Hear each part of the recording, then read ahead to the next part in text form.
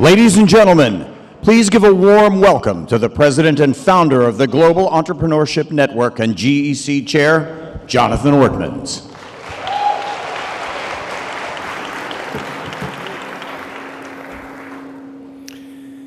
Your Excellencies, former presidents, ministers, entrepreneurs, and all of the hundreds of ecosystems and communities here to support them, welcome to the Global Entrepreneurship Congress, Bahrain.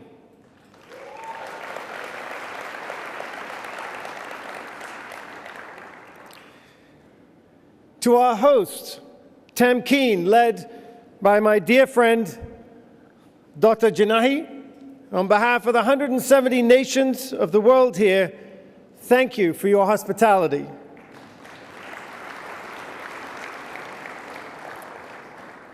You know, Tamkeen has been, for us, the ultimate partner to work with, not just in assembling the necessary organizations, blessings, and support to host this event, but in having the courage to allow us to bring a very global, diverse event to this great country. We thank you, and we thank all the people of Bahrain for your gracious hospitality, and we very much look forward to spending our week here with you and becoming even deeper friends after this event. Thank you, Bahrain.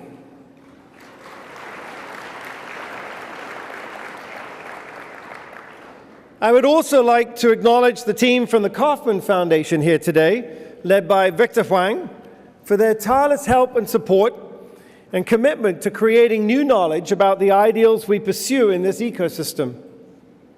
And thanks to the Entrepreneurs Organization, now 14,000 strong around the world, they have been instrumental in helping us engage directly with entrepreneurs across the planet. And there are very many others here, representatives from the US-Russia Foundation, for the United States State Department, and many other organizations that support all of our work at the grassroots community level around the world. Without their support, these activities would not be possible.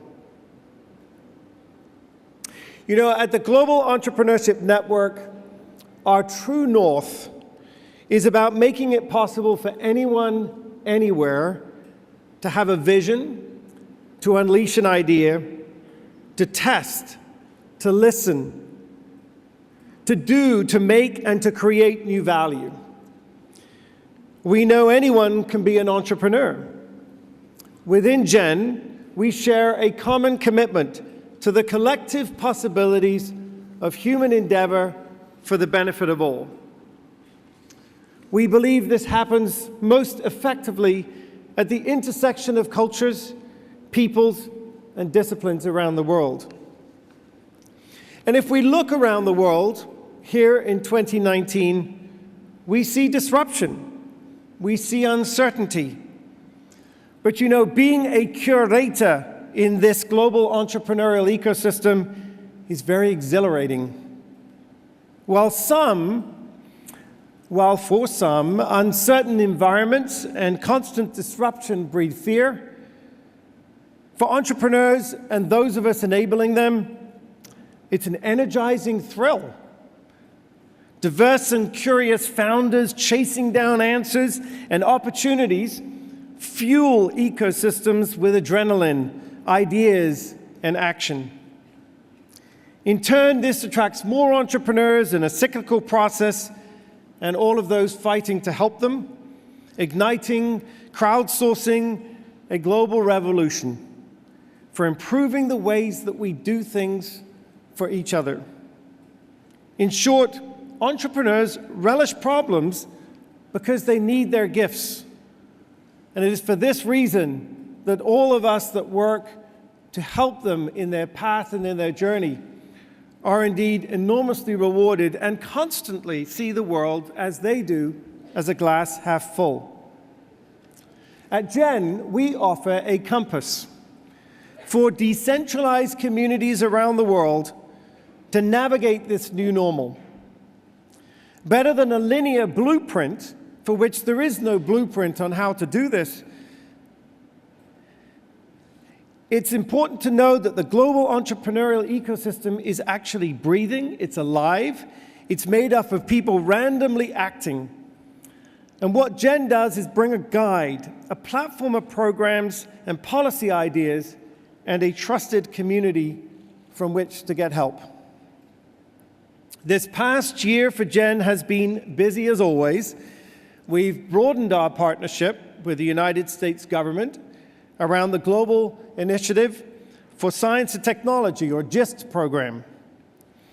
We've broadened our partnership around developing new government platforms to both register and regulate entrepreneurs through the Global Enterprise Registration Initiative with the US government and the United Nations.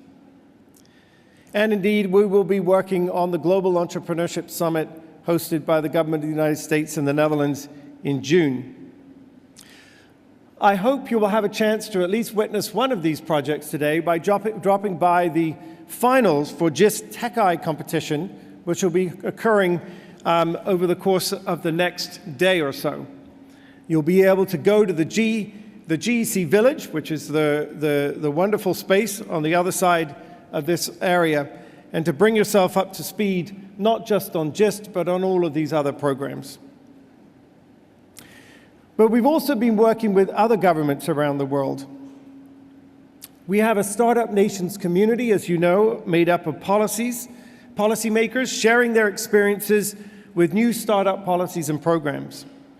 And for our Startup Nations Ministerial, which came following the Startup Nations Summit in Surabaya last November, we are especially honored to have with us dozens of ministers today from 50 nations that have answered the call of their entrepreneurs to collaborate with their peers and to develop their ecosystems and accelerate the pipeline of entrepreneurs experimenting within them. Your Excellencies, I'd like to ask the ministers today and all those participating in the Startup Nations Ministerial, if you please stand for a moment so that we can recognize your commitment to those of us working in the entrepreneurial ecosystem. Please stand and be recognized.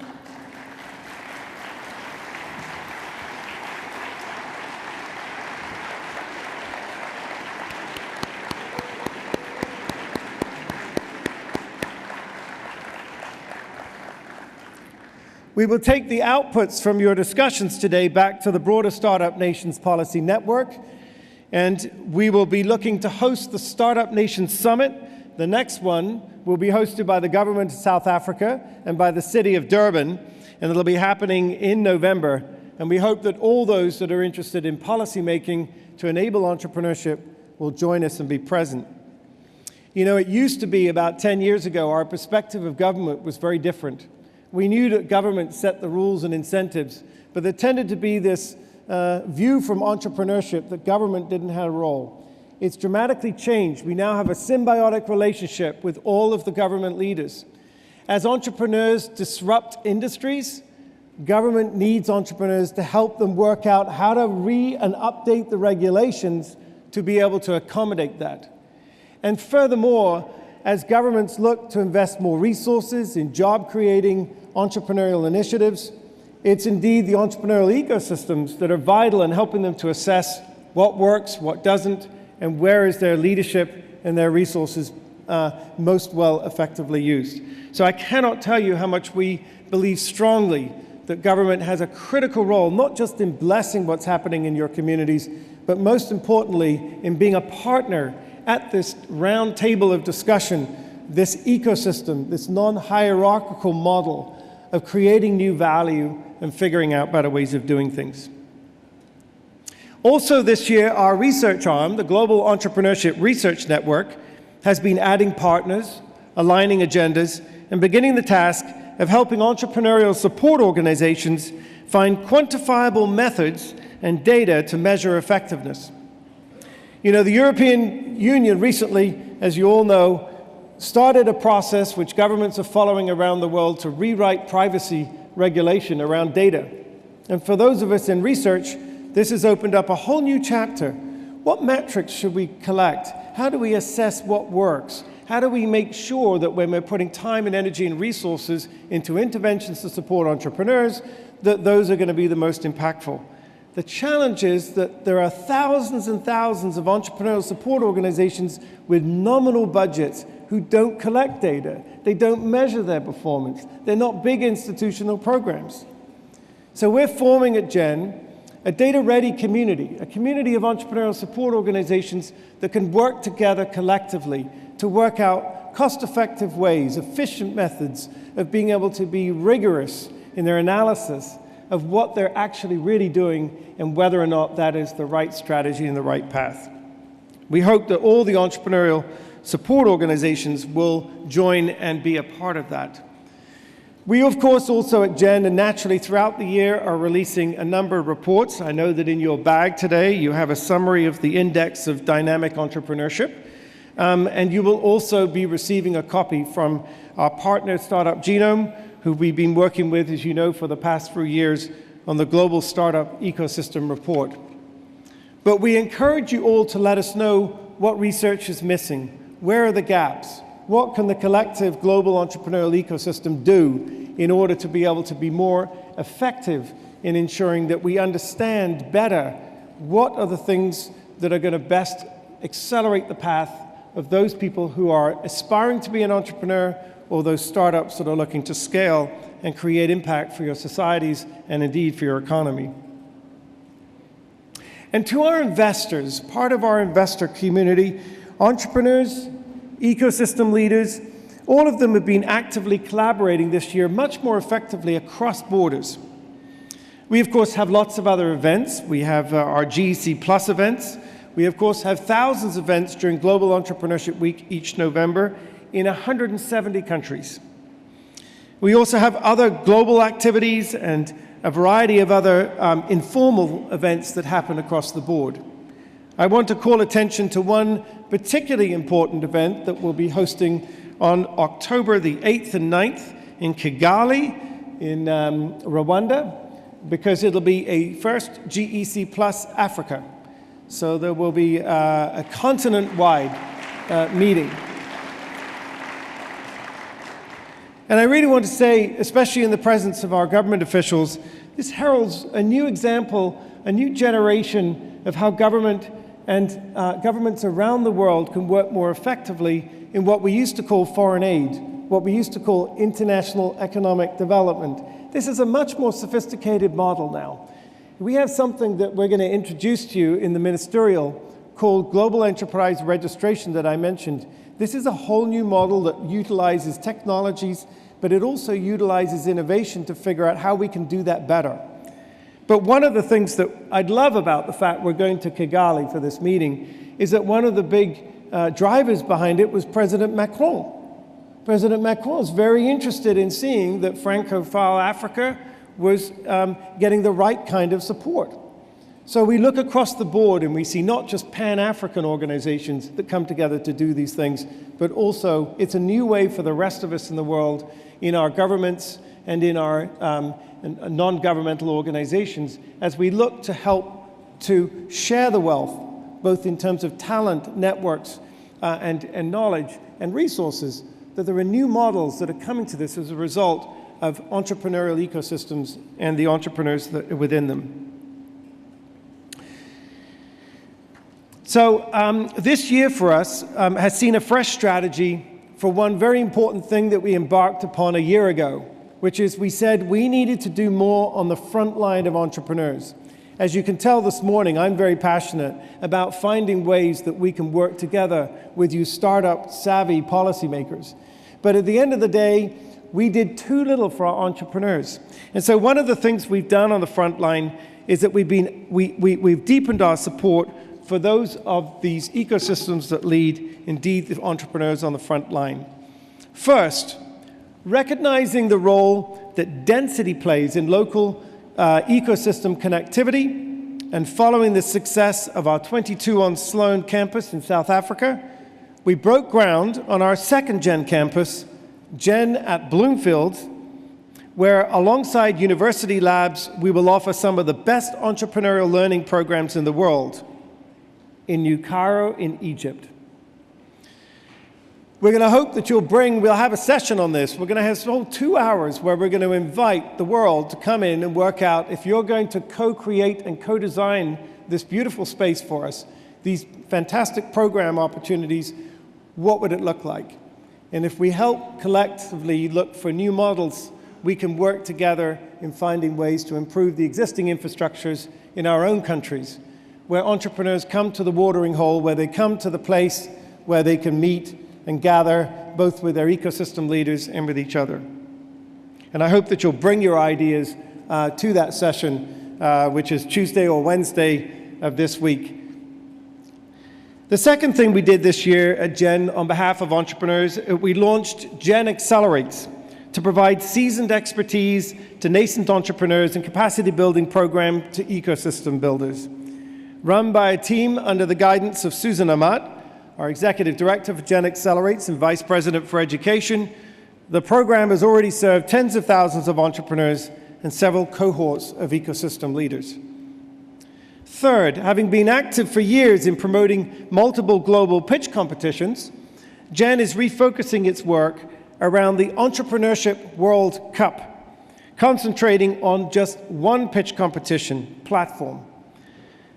What we've done is we've centralized GEN's efforts around competitions, and we forged the path to directly support early-stage startups through virtual and live training and expanded mentorship capacity. Aligning the Entrepreneurship World Cup with GEN Accelerates and our GEN Starters Club, which is our founders community, we think we're going to have a better opportunity for those of your entrepreneurs that are aspiring to be global entrepreneurial ecosystem leaders and successful entrepreneurs. And whether or not they win prizes, or whether or not if they don't win, we return them back into the system to try it again, we hope that you will encourage more of your citizens. I'm proud to say that since we launched this challenge in February to entrepreneurs around the world at GEN, we've already had 40,000 applications, which I think, certainly from my knowledge, is one of the largest pitch competition entrants we've seen in just a few weeks. So we hope that you'll make sure that the Entrepreneurship World Cup has a presence in your country. We already have 50 nations that have signed up, and we hope to host their national finals this summer. And we hope you'll check and make sure in your delegation discussions that indeed there is a plan afoot in your nation. Finally, in an effort to help one entrepreneur at a time, GEN has expanded our Startup Huddle program now into 33 chapters around the world. This is an ingenious model developed by the Kauffman Foundation, where communities come together to listen and give feedback to just one or maybe two entrepreneurs a week. The effort is creating communities and building intensive support for startups. It's a very simple idea, and it's one that can be implemented under the tree in a village or in an existing shared workspace or in a university institution. But it's turned out to be one of the most effective ways for entrepreneurs to reach out to their community and to get specific support and guidance for their help. So at GEN, we're proud of our global team and the sustained contributions to a healthy global entrepreneurial ecosystem. And we're especially proud of you, the people, the organizations, and the communities in the 170 countries where we operate who make this possible. We thank you. We thank our partners, our volunteers, our colleagues and friends who have joined us in this mission of supporting aspiring ecosystems around the world where talent may be plentiful, but opportunity is not. And we hope that if you're not part of GEN, that as a result of being here this week, you will join us in making it possible for anyone, anywhere, to unleash their ideas and start a new venture. You received a GEN bag when you came in today. You received a pin, our compass, and you received an impact report and more items at registration. But I want to ask you to do two things for me if you can. And I'd ideally like to ask even our government representatives if you can try to do this. We want to ask you if, first of all, by the end of today, if you can, by midnight tonight, we asked you a very short survey. It's got 5 questions. I would hope that you might be able to go to gec.co/survey. We'll send you an email about it. You should have already received it, but we would like to ask you for your input and your thoughts. You know, it's very easy for us to be able to do as much listening as we can face to face, but we need always to be listening to you and getting your input and your ideas.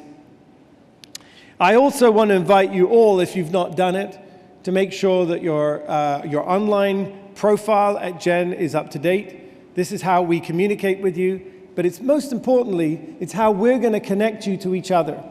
This is the place we do this.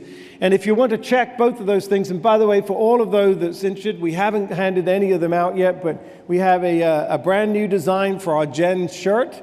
If anybody wants to collect their t-shirt, you can go, of course, I'm told, to the Gen Information Center in the GEC Village, and you can pick it up. But we'll take your word for it, but you have to tell us you've done those two things. So you've got a day or so to be able to make sure that you pull out your iPhone or your laptop, and please do that for us. All right, so now I have your attention. Let's get to work. Jen and Tamkeem want this week in Bahrain to be extraordinary for you. While we cannot control airline delays, we can control your arrival experience and the space in which we welcome you.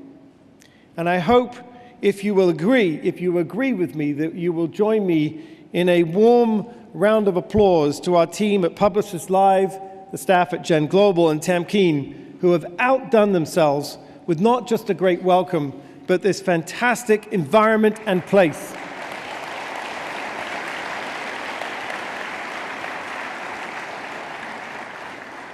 This week, we will scan, focus, and act on building both our global and national entrepreneurial ecosystems. This morning, we will work here in designing the goals, values, and principles behind this global entrepreneurial ecosystem, an ecosystem we think that is more powerful than the sum of its parts. This afternoon, we will work as national delegations on our national entrepreneurial ecosystems. So you will be meeting in rooms with representatives from your own country. We will be leading you through our ecosystem canvas models to be able to allow you to really define, among other experts here throughout this week, where you are, where you need to go, what is the takeaway for you from this great experience when you go back. Because at heart, while we are global, we fully recognize that the measure and the value of what we do is that if you can go home, and if you can, as a result of your year-round work with us, bring a value proposition to your economy, to your fellow citizens, and to those who are trying to enable your society to work. So after this afternoon, we will invite you to come back here, because we have our Compass Awards dinner where we will recognize the best of the best from around the world. And on Tuesday and Wednesday, we will spend time in here, but time mostly in our village, in our various rooms in the GEC Village.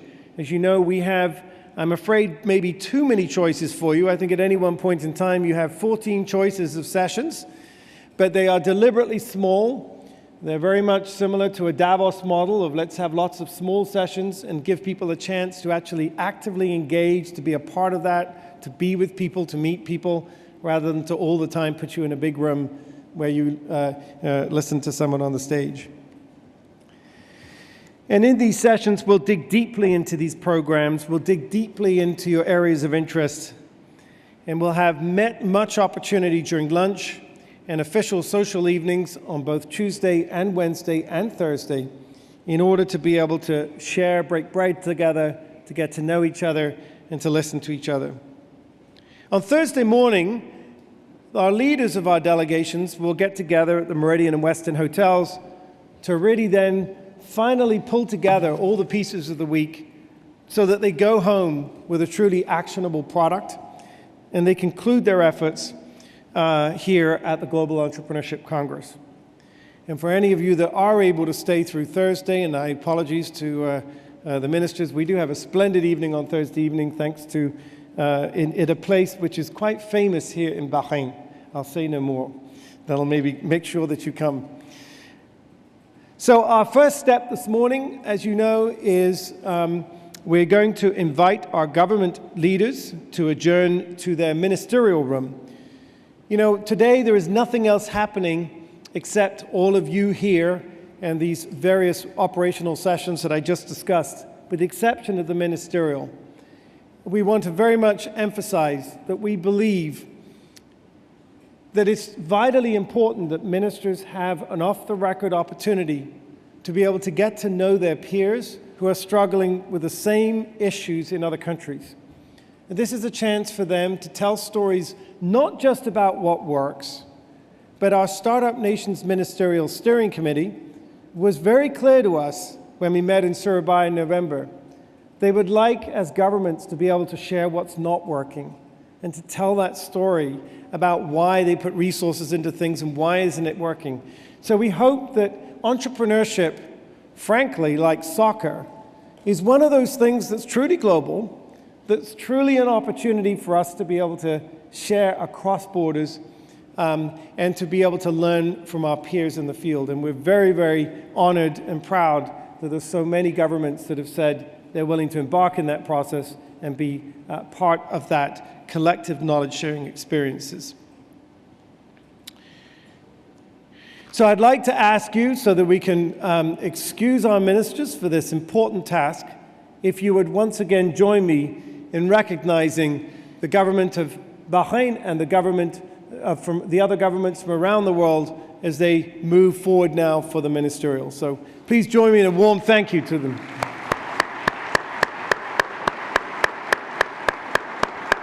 I think they're going.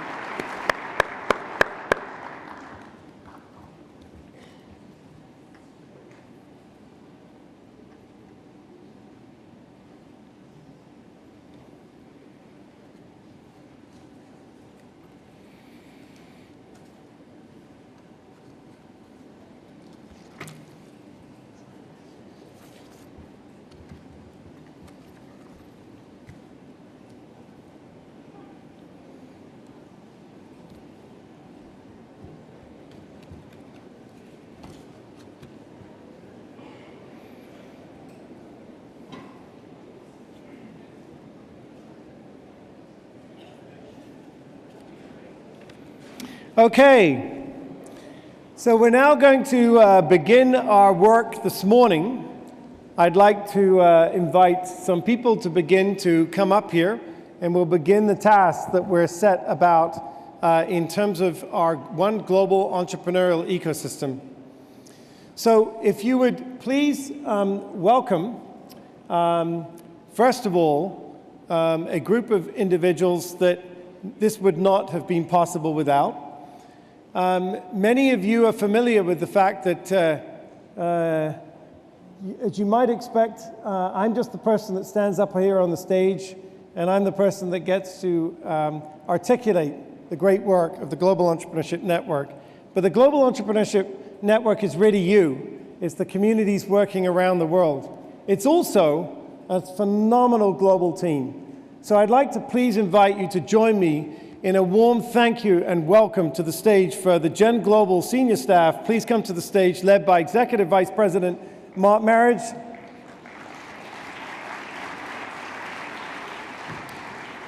You want to go again? William Charter, Manager of the GEC. Genadis Lodiz, our Digital Director. I can't see who's coming. Ana Maria Torres. Ana Maria is head of the Entrepreneurship World Cup.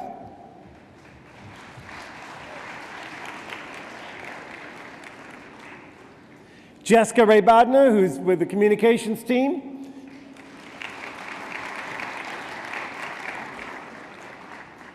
And I can't see who's there. I guess we got Ellen, who's running our all the work in the United States. Okay, I'm going to move forward. I think my microphone's on. There you go. Thank you. And we have Yusheng, who's joining us to work on drafting the global entrepreneurial ecosystem analysis of coming out of this great summit. So thank you. And I think we have Bouquet Kurda, who's our Vice President Global.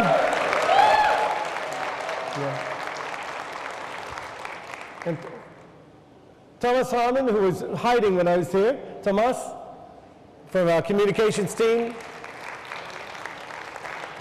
Yuval Yarden with Startup Huddle. And Peter Comites is our Vice President for Strategy and Ecosystem Integration. So thank you. But most importantly, for us at the Global Entrepreneurship Network, you are the family. But sometimes we have a phenomenal team, and you don't get to see enough of them. So I wanted to make sure that today, at least for 1 minute, you had a chance to join the team on stage. So thank you very much. Missing anybody? Christina. Thank you.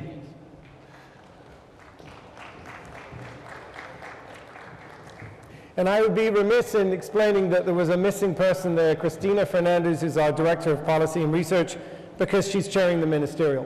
But if you're, we wanted to make sure you have a chance to connect with the team this week. They're really here because they want to be with you. We're blessed with a phenomenal production team who will be taking care of much of the logistics. So now let us begin with what we're going to do this morning. This morning, we're going to divide our conversation up into 4 segments. We're going to discuss first in this concept of goals and challenges in building this global entrepreneurial ecosystem. We're going to first of all look at how do we create a more inclusive global ecosystem. Secondly, we're going to work on how do we work towards a common vision built on trust, connectivity, collaboration, and knowledge sharing. Thirdly, we're going to work on how do we have more confidence in the Compass and other initiatives that help make this unpredictable path easier. And finally, we're going to tackle the challenging task of how do we make sure that we're on track? How do we create knowledge and do better measurement? In order to help with this task, you'll notice that we've had the assistance of Hilda and Andor from ValueWeb. And ValueWeb has been enormously effective in helping us to be able to understand exactly how do we, as a community, work more closely together and being more effective in this regard. So I'm going to first of all, however, invite you to connect with the people in your groups. We're going to invite you to comment and to chat with each other in small groups to allow for interaction and connectivity, collaboration, and knowledge sharing from the very beginning. And Jonathan. Yes, there is Andor. I told him to interrupt me. Yes. Participants, notice how beautiful the white boxes are? They are glossy. Notice also how the markers are whiteboard markers. So there you have a challenge already now. Please be creative on how you make the whiteboard markers work on these glossy boxes without smearing it out on clothes or on yourself. You will work on 5 sides, not the 6th one. That's the tip. Thanks, Jonathan. All right, wonderful. So your cardboard box and markers, you're going to use them to document your work, as was mentioned. You're going to be doing this 1 side per segment. Now, for each of these discussions, we're going to have 3 15-minute segments, because apparently, according to scientists, your brain can only cope with things in 15-minute increments. So first of all, for 15 minutes on each topic, we're going to have 4 people come up to the stage, and we're going to quickly have a discussion about it. Then for 15 minutes, you're going to talk in your groups. And then for 15 minutes, we're going to hear from you. Okay, so this is how this is going to work. And from this is going to allow you to spend 30 minutes of your time here actively engaging with us on this important topic. I want to remind you, if I could, when you're participating in this, and I'm sorry to have to say this, but no self-promotion and stay on topic when you're asked to share your work. But the first one is really, really easy, and you can self-promote if you want. The first one is I want you to spend no more than 30 seconds each to introduce yourself to the rest of the group. Give them your name, where you're from, and perhaps why you're here and what you're hoping to achieve from it. And then we're going to discuss this following question. When we leave the conference, what have we achieved that will build a healthier global entrepreneurial ecosystem? So that's going to be your first question. If you're sitting in the front row and you're comfortable joining one of the other groups, I hope you'll move. If we need more groups, I think we have people at the back. We've got more boxes, and we can move these chairs and set up. But I hope you'll understand, as we move forward today, that this is a chance for you to work together in working with us in making all this possible. So without further ado, I'm going to turn over to you and invite you to address this question. Who are you, why you're here, what do you hope to achieve, and to be able to ask you when you leave this conference, what have we achieved that will build a healthier global entrepreneurial ecosystem? We'll come back to you in a few minutes. We're just going to give you 5 or 6 minutes on this. Thanks.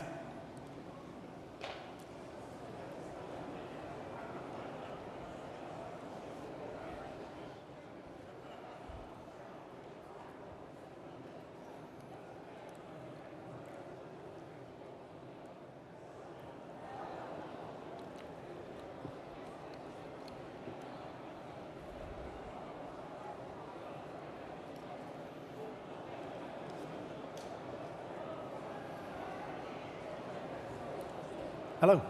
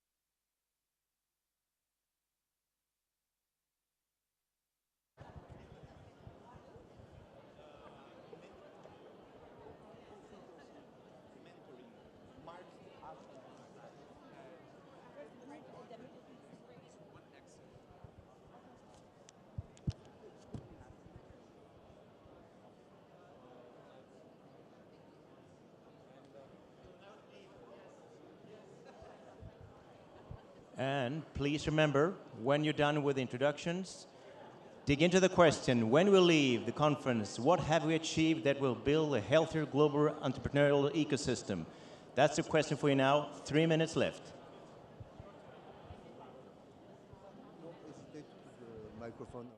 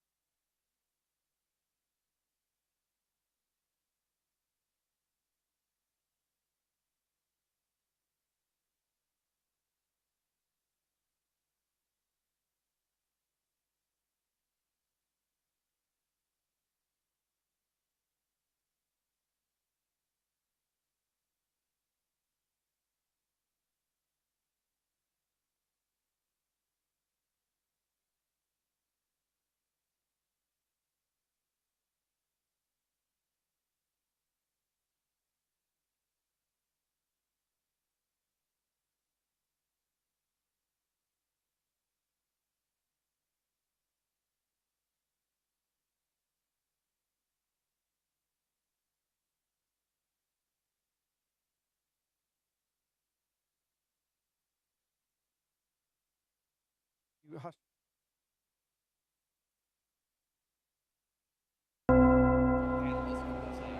Okay.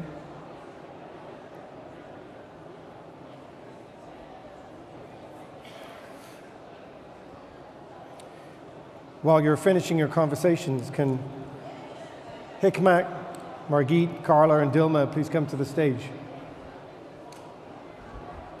When we leave the conference, what have we achieved that will build a healthier global entrepreneurial ecosystem?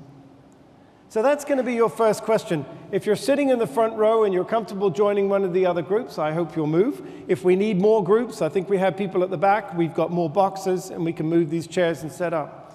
But I hope you'll understand, as we move forward today, that this is a chance for you to work together in working with us in making all this possible. So without further ado, I'm going to turn over to you and invite you to address this question.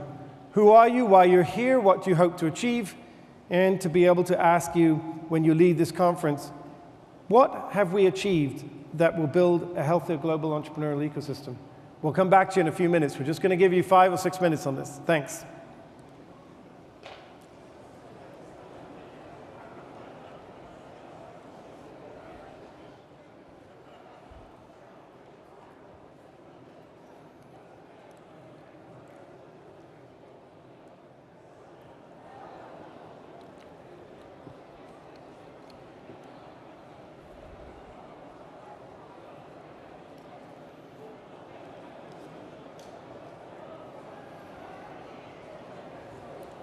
Hello.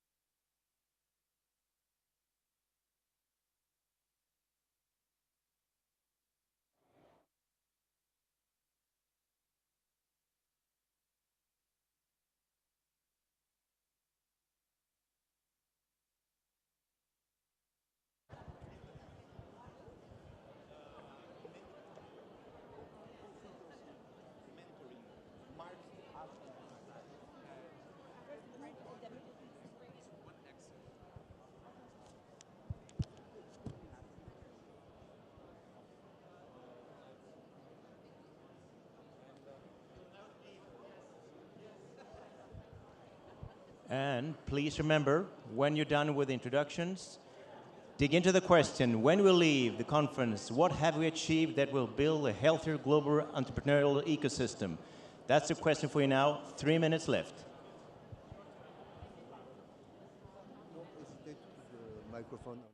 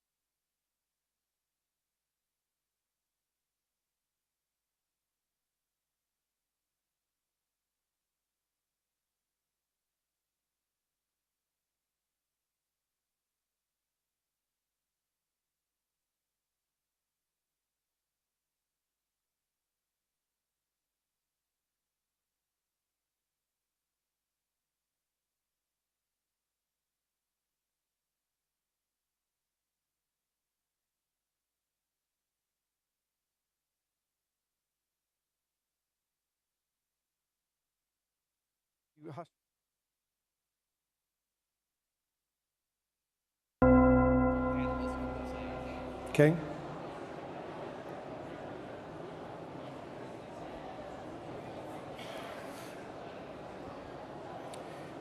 While you're finishing your conversations, can Hikmat, Margit, Carla, and Dilma please come to the stage?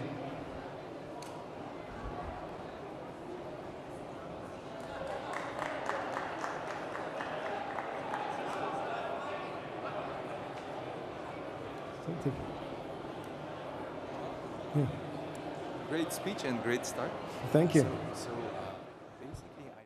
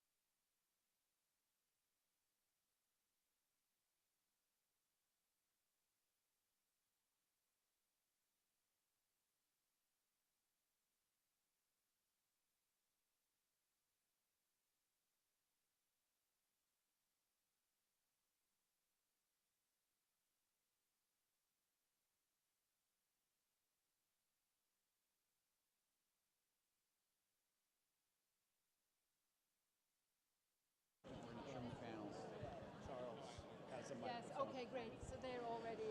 Charles- Yeah, Charlie Charles has one. knows. Yes, and he knows where to go. He won't know where to go. He'll have to be directed.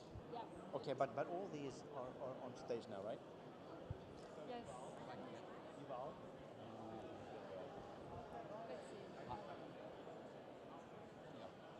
So, Jonathan, we need two more panelists on stage. First, Hikmat Abdurmanov, Margit Lind from Denmark, Carla Collier, and Dilma Ramos, please.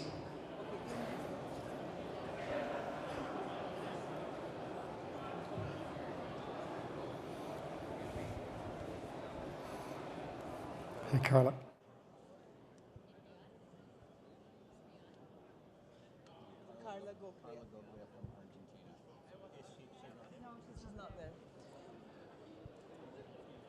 Carla Golia from Argentina.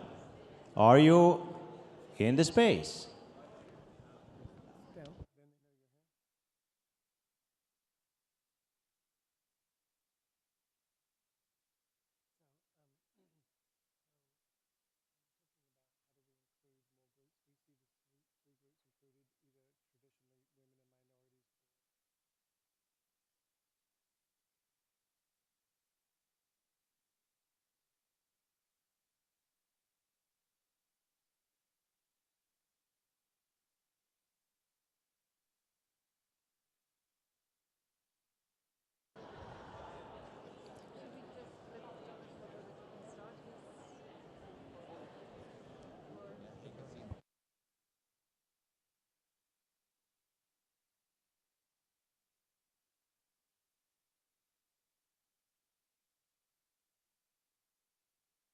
Jonathan, why don't we kick it off with the three we have on stage? Okay. Please.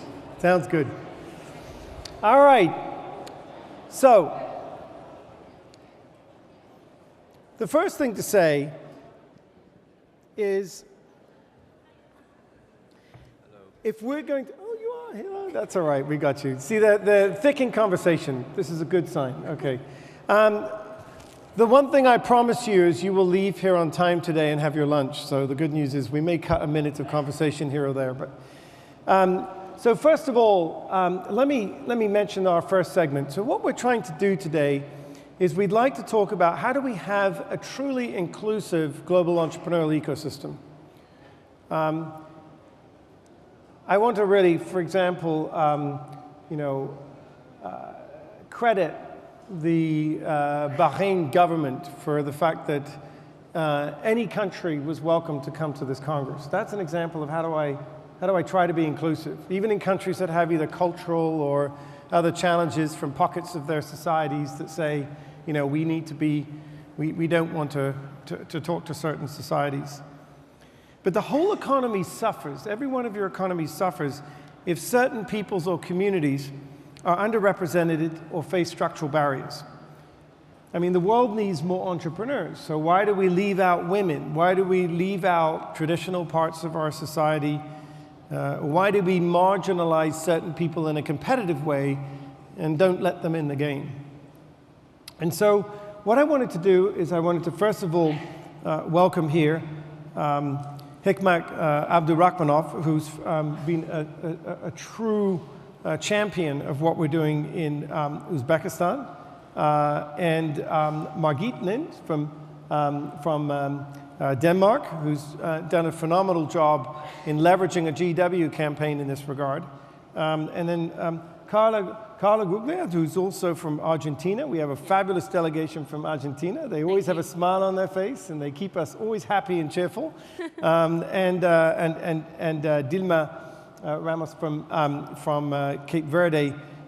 We love the fact that small is beautiful, and there's so many of the great experiments in our entrepreneurial ecosystems that are coming out of either small countries or island countries. So we're very, very excited that we've got you here. Well, let's first of all talk about this. So what I'd like to just ask you, maybe Hikmat, if I can, I'm going to start with you. Uzbekistan. So what comes to your mind when you think of Uzbekistan? You might think, well, this was I suppose, a former Soviet republic. It's a country that had traditional institutions. Do you think of it as being a creative, grassroots, innovation, entrepreneurial economy? no, I think most of the institutions 5 years ago, you might have thought otherwise. Hikmat, you've been one of the prime catalysts for turning around the sort of environment that's happening in Uzbekistan. So we consider that to be trying to be more inclusive of the late adapters, the traditional institutions in our society. So tell me, how have you done that? Tell us more about that. Yes. Good morning, everyone. Yeah, thank you, Jonathan, for a very straightforward question. Exactly, if you would ask me, how would I describe Uzbekistan's economy or business climate in general for a couple of decades after we became independent, I would say very toxic, very state-controlled and governed, and without a clear picture of where we want to head as a country, as an economy, and as a society. And there was a notion that import substitution and being protective to the world markets is something that we should focus on. And by that, we would produce a great producers, entrepreneurs, and small and medium enterprises. Unfortunately, this showed that this is a dead end. It's not the way that country really becomes competitive. And we know historical cases of South Korea in 70s and 80s. We know the case of India for several decades that also tried to build the economy of a more protectionistic nature. Unfortunately, we continued with these mistakes, but only in 2016 and 17, where we had a new government and a new president, we really admitted this will not bring us to any bright future. So what we have now for the couple of years is a complete change of the strategy. And me personally, as a representative of the private sector, really welcome these changes. If you would describe the former economy, it would be very much state-owned. SOEs, state-owned enterprises, would dominate the markets. They would crush any type of competition.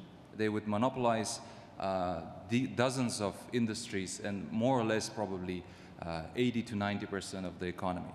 So the changes came, and now we have just within a couple of years, we opened up the country for more than 50 countries. You don't need any visa to enter Uzbekistan. There was very strong limitations on the currency convertibility for several decades. Starting from 2017, it's a more or less free market economy. The tariffs, the custom tariffs, were really like they were not just promoting local producers. They were really blocking you from bringing anything from other countries. Right now, around 70% of all the products that can be imported to Uzbekistan are zero tariffed. So now we have built probably very basic components of the infrastructure to really compete with any countries abroad. So we're glad to see that our partners from the government, specifically we have a delegation of around 10 people this time, including our main strategic partners, the Youth Union, and my friend, the Vice Chairman, is here. So they have launched, thank you. So they have launched a fund, a financial fund of $100 million. Now they're ready to sponsor startups. Together with them, we have conducted 2 entrepreneurship weeks, and you can see the growth happening and really engagement of the government. In November, last November, we had 5 ministers of almost all who are responsible for economic transformation. We had president advisor at the opening.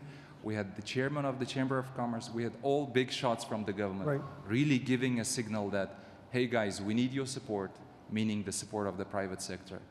Bouquet was there, and she saw that there's a complete transformation, understanding that we can only do it together. Only together we can really start building a healthy entrepreneurial ecosystem. That's great.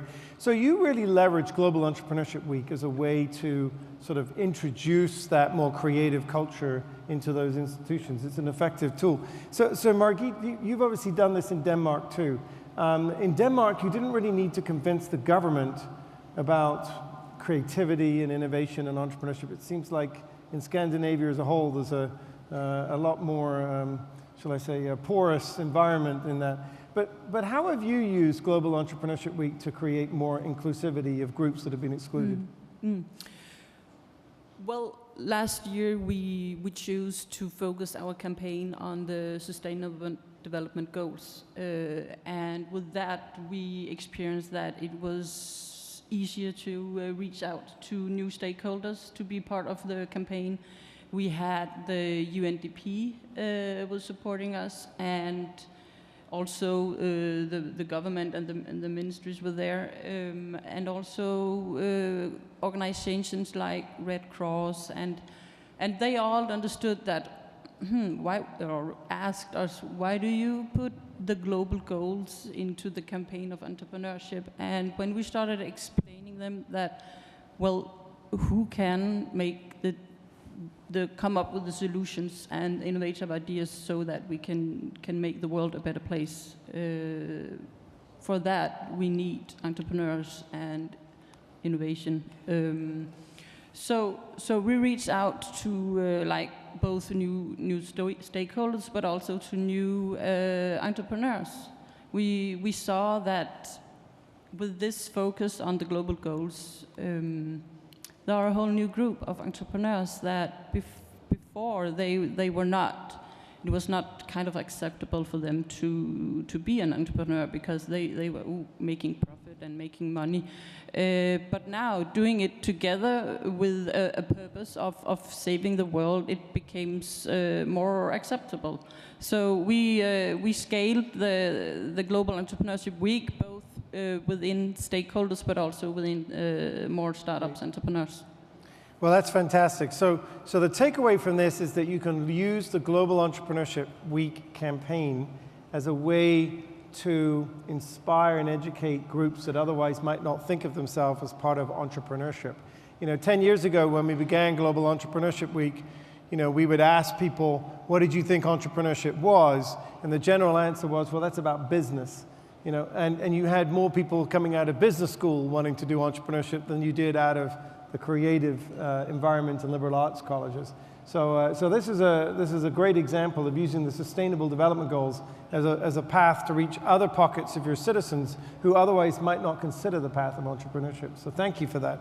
So Carla, Argentina. Yeah. One of the things that we look at your country is you've got a lot of things going on to advance entrepreneurship. Yes. Your head of delegation, Mariano, your minister, your, of course, is, comes from the entrepreneurial community. But I think one of the other ways we exclude people in the entrepreneurial ecosystems is there are people that are sort of just left out because they're because of competition, because of the fact there's too many things happening in the ecosystem. Yeah. So can you give us some examples of, has that been the case in Argentina, and to the extent that you've been able to grapple with that and tack that? Yes, I always like to say that entrepreneurship is in Argentinian DNA because we are a country that was made by immigrants, mostly Europe immigrants, and when they arrived to our country, they started working really hard by their own with nothing left but what they left behind. So that made that for Argentinians a way to go through and to set challenges to go further every day.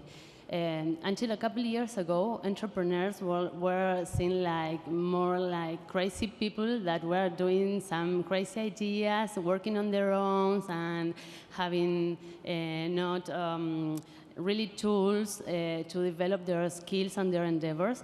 And with this government, with this national government, was the first time we have a policy for entrepreneurship development. So that's why we are working so close with the Secretariat of Entrepreneurship and SMEs, represented by Mariano, and we have a person like Jorge Lawson, that is MD of Gen Argentina. He's from a board director of the National Bank of Argentina. So we started working like step by step, inviting everyone. Jorge is like a great leader in that way. He always said, include everyone. So from Gen Argentina, from Empretec Argentina, and all the NGOs and institutions that work on entrepreneurship development, we started inviting everyone to work together, incubators, accelerators. Was that because the government was involved? Did that help give it the blessing that everybody felt they could participate? Or was it what factor made them work together?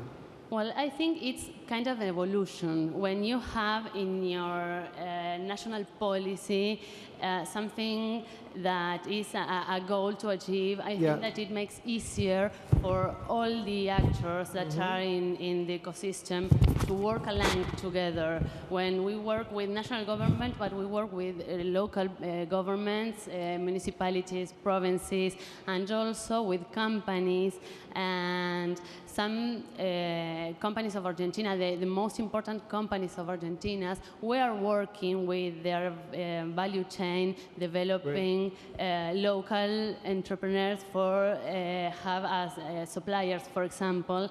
And now you can see that they are more integrated, and it's not just isolated working people that you are starting to see a national ecosystem that is co-working together.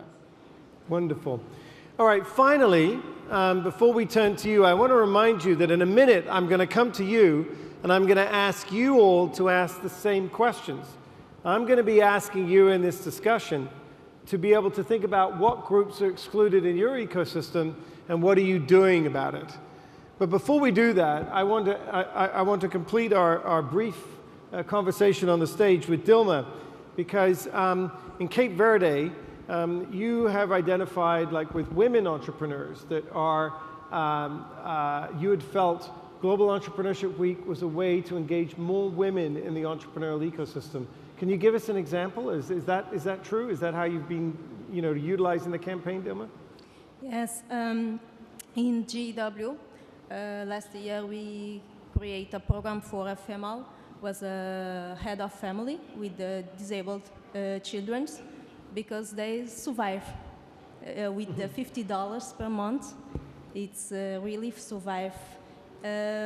So because they didn't have anywhere to put their children, they they can't work. So we think in create a program will support them to create their business, to engage them to entrepreneurship, to be entrepreneur. And in the first step, we work with them in the coaching, just to empower themselves and see how they can be an entrepreneur, because the mindset and attitude, for me, it's most important for entrepreneurs. Wonderful. So at GEN, we think that Global Entrepreneurship Week as a campaign is an effective way, because in a very light touch way, you can come up with these type of initiatives that can reach communities that weren't part of the entrepreneurial ecosystem. So Hikmet, there's something else to add before we close? Very quick, yes. Since you asked the question of how we can include the excluded groups, I just wanted to say that I have a digital version of this catalog. Here we have assembled all the platforms thanks to GEN and its multiple, all this, products and platforms within the umbrella of GEN. I will be happy to share this electronically with whoever is having the same struggle with their own governments and their own ecosystem. Well, thank you, Hikmet, and thank you, Margit, Carla, and Dilma. We appreciate you. You can stay here for just 1 minute, and we'll help now transition over to inviting you to do this. So now we're going to ask you if you could take your markers and your boxes, and remember, as was mentioned earlier, they smudge because they're glossy. So be careful with that. But we'd like you to take one side of the box to document your input and conclusions. Label that side of the box 2 in the upper right corner. So label the side of the box 2. And after 13 minutes of group work, you will be provided with an opportunity to share with the other groups what you came up with. And these are really the questions, which again is, what groups are facing barriers in your ecosystem, And what should communities and institutions do to address these barriers? So I hope that you'll have a chance to gather your thoughts and that the input from our panel has provided some discussion. So let's hear from you. Off you go. Thanks. Thank you. Thank you very much. Great. And you have 10 minutes for these questions, so focus, dialogues, and interaction.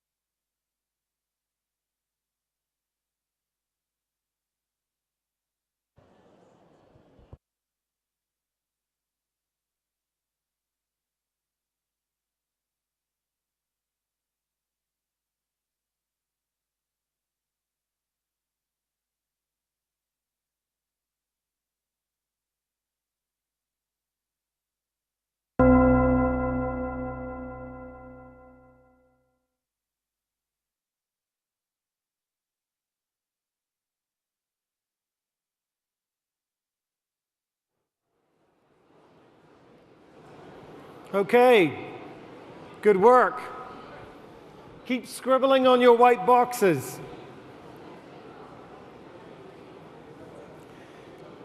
Okay, how many of you don't know what popcorn is? Hold up your hand if you do not know what popcorn is.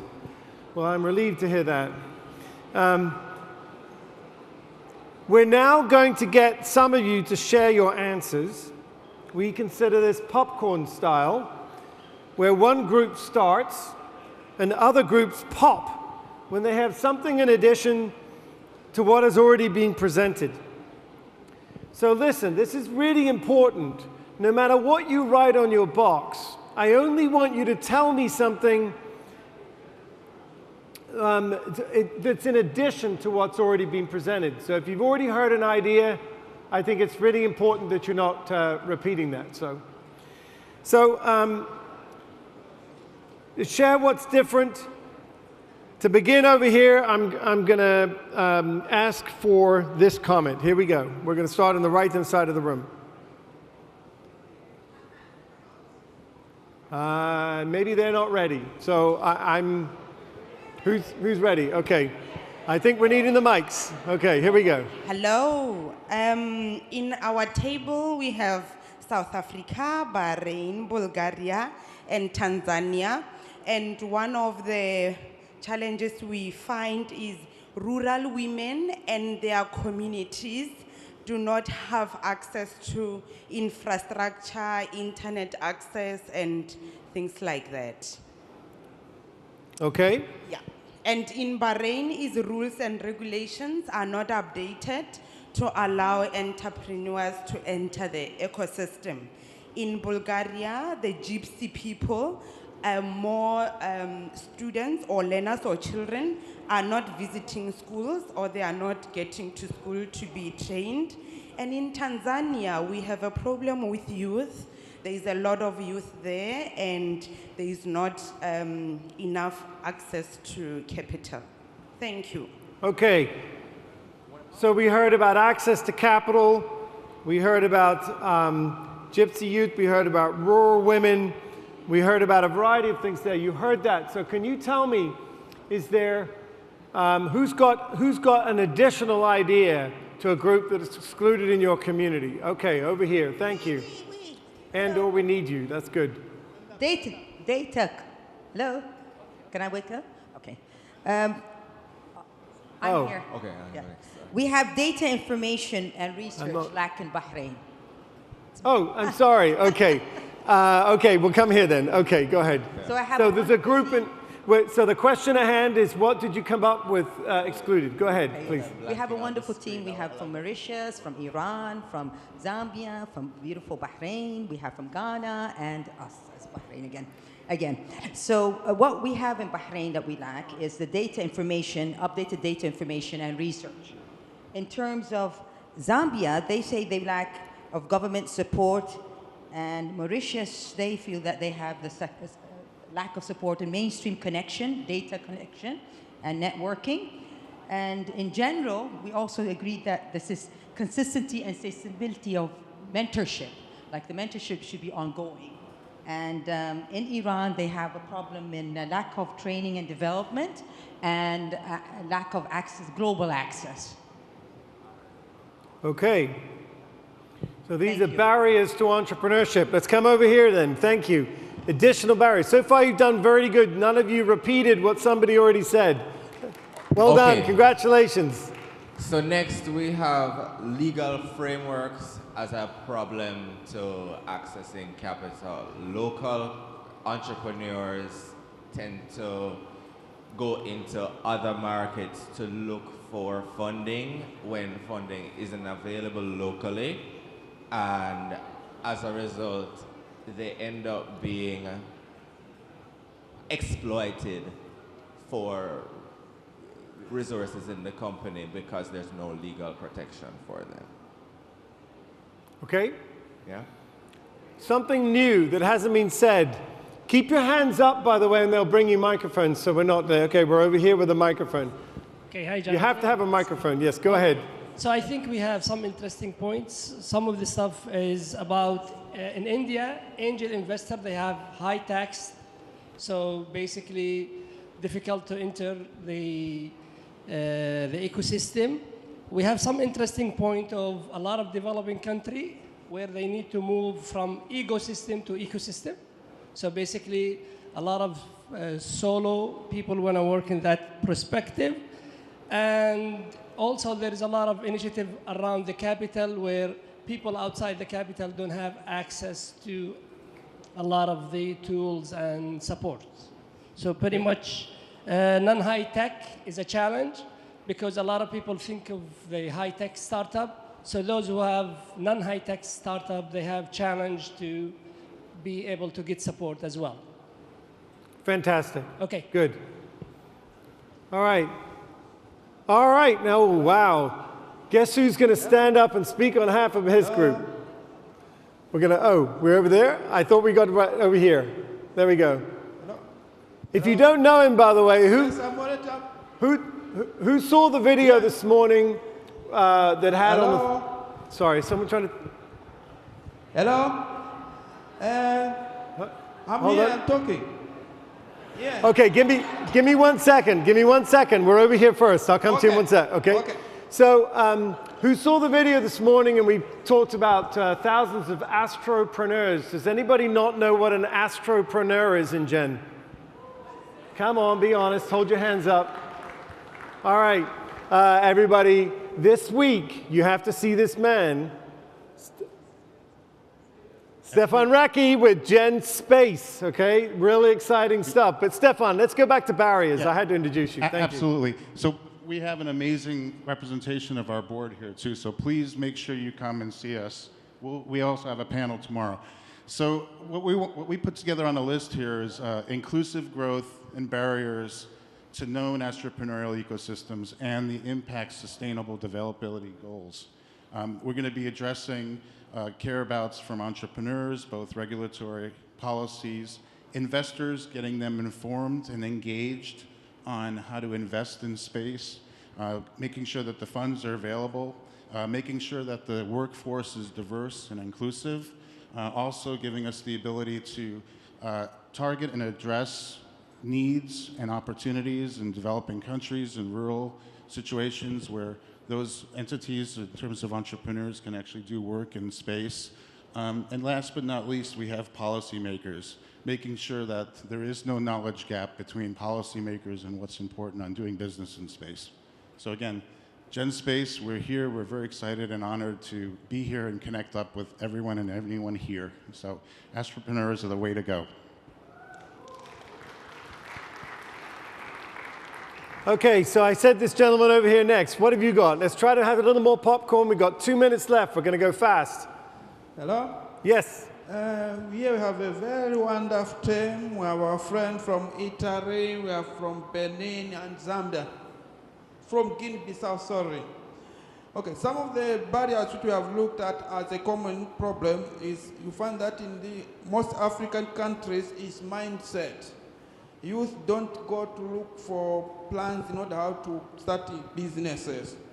Then you also have in women is culture. We find that we have culture whereby if you are a woman, as long as you reach a certain stage, you just get married.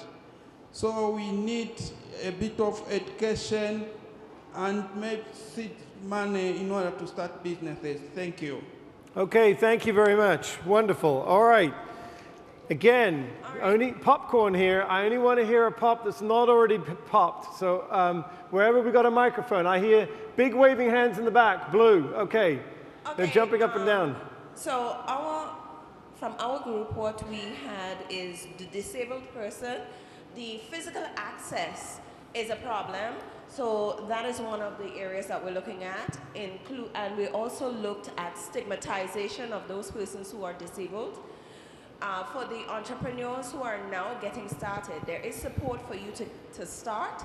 There is support if you're an existing business, but there is a missing gap between those persons who are in the first year of operation and the type of support that they need in order to grow past this year. We are also finding a problem with social entrepreneurship. That is an area that is in its infancy stage in most of the countries that we are represented in this group.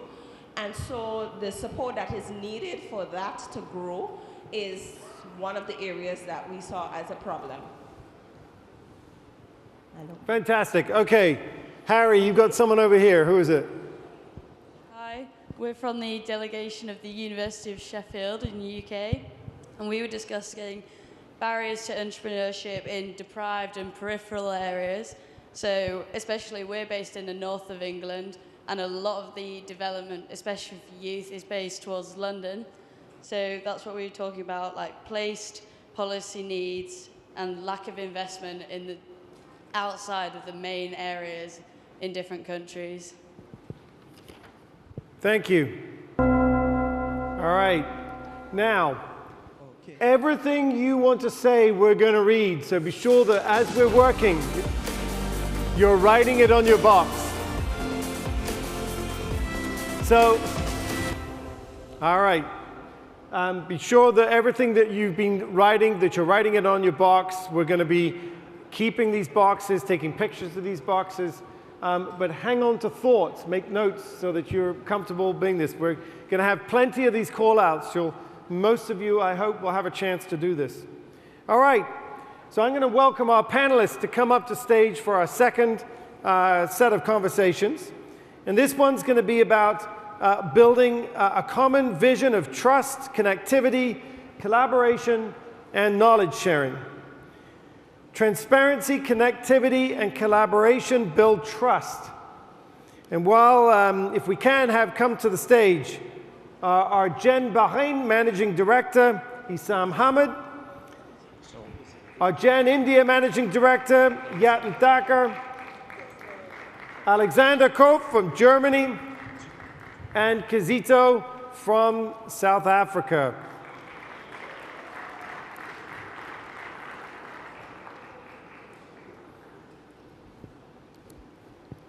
Hey. Now, I have to tell you, this is a powerful group. So throughout this week, if you're here and you've not met these people up on the stage, they represent an extraordinary amount of institutional knowledge as to what we're up to. We had a fabulous Gen Bahrain board meeting yesterday, and we're busy at work in these economies here sitting up on the stage. So I hope you'll make note of that visually if you don't know this awesome team. So I know we talk a lot about transparency. We talk a lot about trust and collaboration. You know, Issam, if I can, I'm going to begin with you. You know, one of the things that I've witnessed in Bahrain, which is evident in the coming together willingly of every institution that's advancing entrepreneurship here in Bahrain to host this event alongside Tamkeen, is an extraordinary spirit of cooperation. In many of the ecosystems that you come from, you tell us that there are warring factions within your ecosystem. They're competing. They're trying to own the turf of entrepreneurship. I don't really see this in Bahrain. Can you tell us a little bit, is that because Bahrain's small? Is it because you have a culture that discourages that kind of, shall I say, rude behavior to each other? Is there anything you can tell us about why, for us on the outside, there is a real spirit of collaboration? Sure. Good morning, everyone. And firstly, a personal welcome to Bahrain on behalf of Tamkeen and Gen Bahrain. Thank you. So to answer that question, I'll just build some local context. I understand many of you are in Bahrain for the first time, or maybe even in the region for the first time. So the region is known for its natural resources, oil and gas. As a matter of fact, Bahrain actually made the first oil discovery back in 1929. And we actually have a museum to show that off in the southern part of the island. So if you have the time, maybe you'd want to visit that location. However, we have actually diversified away from oil a very long time ago. So we started our diversification program many decades ago. Before the discovery of oil, we used to be a pearling center. But that got disrupted when the Japanese started manufacturing pearls in factories. So if anyone from Gen Japan is here, then we'd like to have a word with you about that as well. So we diversified away from, oil and gas and started to depend on the service sector many years ago. So we shifted our attention from looking at natural resources, to actually focusing on the core natural resource of this island, which is actually the Bahraini citizen, the inhabitant of this island. So there is a lot of effort and focus in actually putting the Bahraini citizen, Bahraini entrepreneur on the pedestal. So we have a shared vision, we have a collective vision to actually empower the Bahraini, which is a source of inspiration to a lot of the programs we have actually launched. As you mentioned, Bahrain is also small. We are a small country, but we also believe small is beautiful. And we truly believe that we have one of the most connected ecosystems in the world. We have very good relations as Tamkeen, for example, with the other ecosystem players. To have a single organization such as Tamkeen provide multiple platforms to support entrepreneurs, students in universities and in schools, scale-ups, startups, foreign direct investors, under one umbrella actually enables you to really connect the different platforms, the different organizations in Bahrain. So come the time to actually create a new platform such as Gen Bahrain, you already have the cooperation of everyone already established, having actually conducted a lot of work in developing the ecosystem. So it's not a coincidence that GEC is actually taking place in Bahrain this year. There's very strong momentum in developing our ecosystem. It's also relatively young, but there's a lot of energy, there's a lot of resources actually put into developing this ecosystem. So it's actually a very interesting time for us in Bahrain, and it's very exciting for us to showcase some of our success stories and some of our platforms and missions, basically. So again, welcome, وحياكم Allah. Thank you. Thank you, Isam. So, and let me move on to a different kind of cooperation and connectivity. I know that in your wearing your hat as a leader and part of the executive committee of Gen Asia, we have introduced the G-Asia Pass. So can you tell me a little bit more about what we need to be doing to connect our ecosystems? Thanks, Jonathan. So thank you guys, and thank you for having us in Bahrain. I think one of the key decisions which we took in the last 2 years after meeting everyone at GEC as well as at Startup Nations was that our entrepreneurs need to have access to newer markets. They are innovating, they are coming up with fabulous products, but mostly we end up trying to validate those products or services in our local regions, and due to stiff competition, due to local hindrances, our entrepreneurs are not able to grow.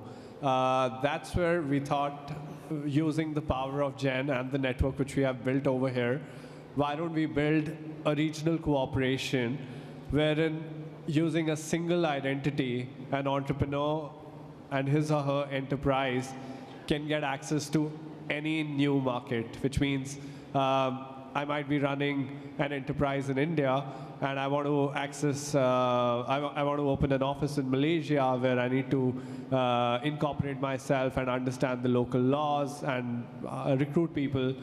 Using a G-Asia Pass, which is a single identity system, we would be able to do so easily. So that's the cooperation which we signed up last year with 6 countries in Taiwan during GEC Plus. And then I think we also managed to validate it at the Startup Nation Summit in Surabaya. So we are quite excited about it, and if you guys want to know more about the initiative or if you want to become a part of G-Asia Pass, feel free to reach out to us. Great. So they came up actually with a digital identity card across ecosystems in Asia. Great idea. Alexandra, when I came to the board meeting of Gen Germany, there was a clear evidence around the room that in a sophisticated ecosystems like you have in Berlin, maybe what you really need is apparently more global connectivity. So can you tell me what kind of things are you doing to increase connectivity across borders? Yes. Hi, Jonathan. Good to see you. For having us in Bahrain.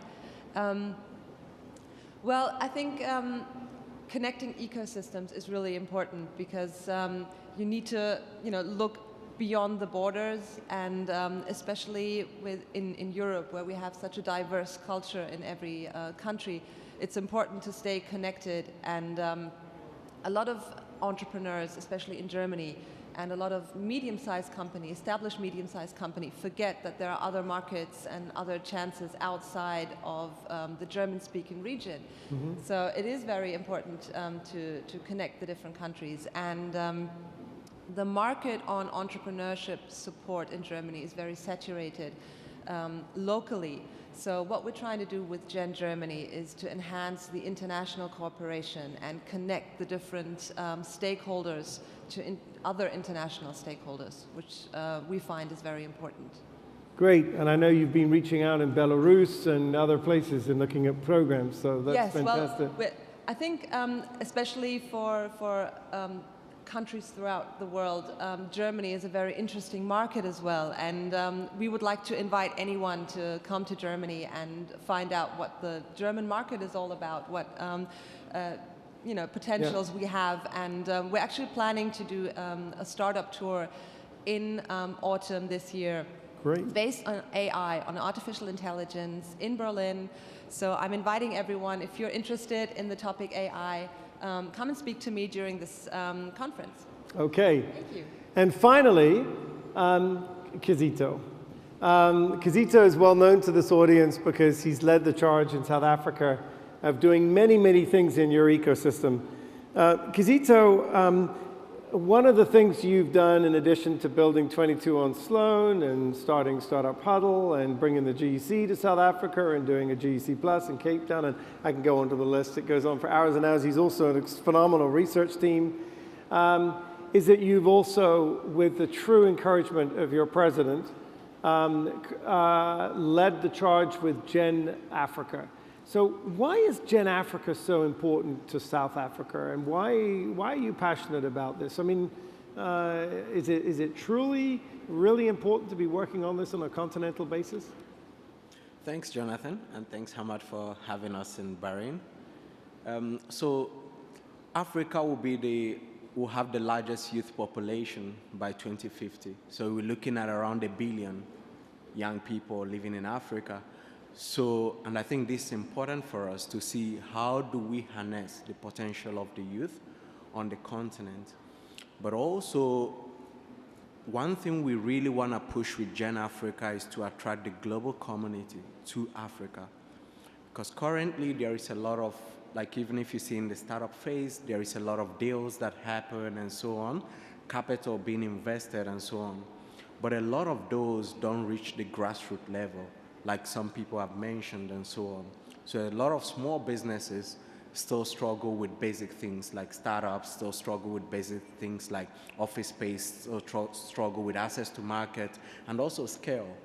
So for us, building Gen Africa, one thing we want to focus on is to harness the potential of the youth and ensure that they get access to capital, they get access to markets, but also they become global founders. So we want our African startups that are creating new initiatives for their brands to be known globally, and for them to reach out to US, to Germany, to India, and so on, and then set up there. So that is one of the things we want to focus on.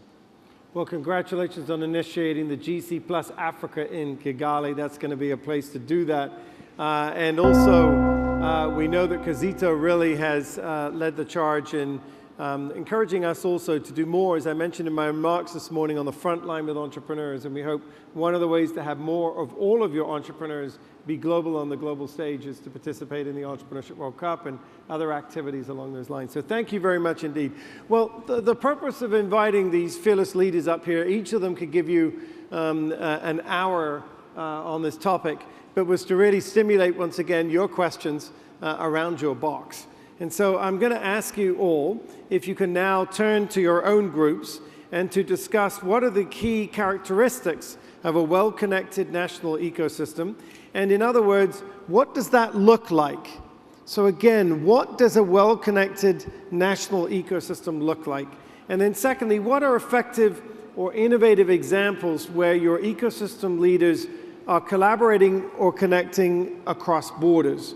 And how does it work? We know about the G-Asia Pass. We know about continental connectivity through others and so forth. So we want to look at what are examples of great things that have been done across borders among the ecosystems.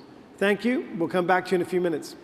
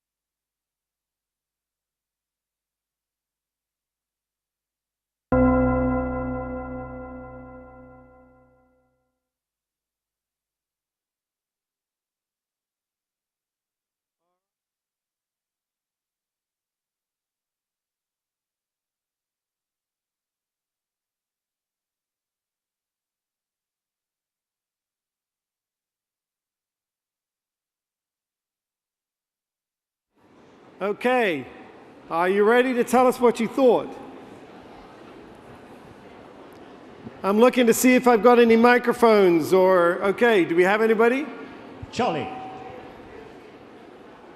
So Andor, maybe we could have people, if you're ready to talk, hold your hand up, but I'm not going to call upon you unless you've got a microphone. No, so we're going to take this in quadrants. Front left, back right, right, front. So, And Charlie, we especially want to hear from someone that hasn't spoken yet, so go.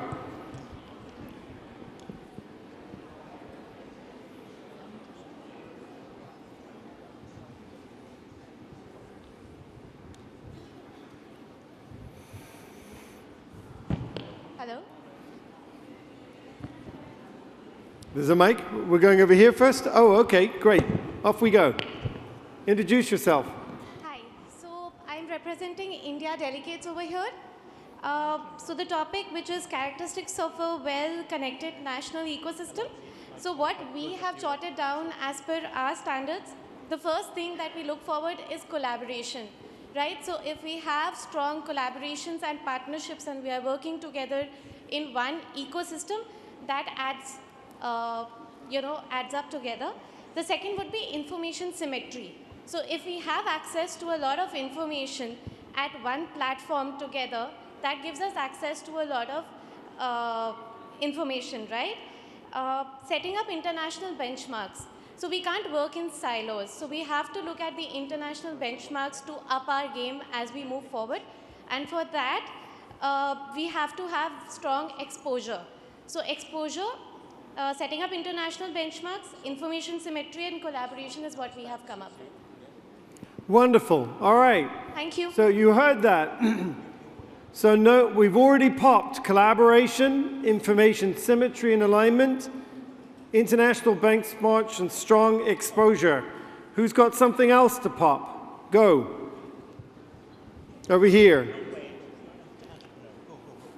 Again, if you can hold your hand up if you've got something else so that they can bring you a microphone before I call upon you. Hello, sir. Okay, over here. Where's that? Okay, wonderful. I can't see where I'm hearing the voice. Oh, hi. Oh, there. Hello. Center.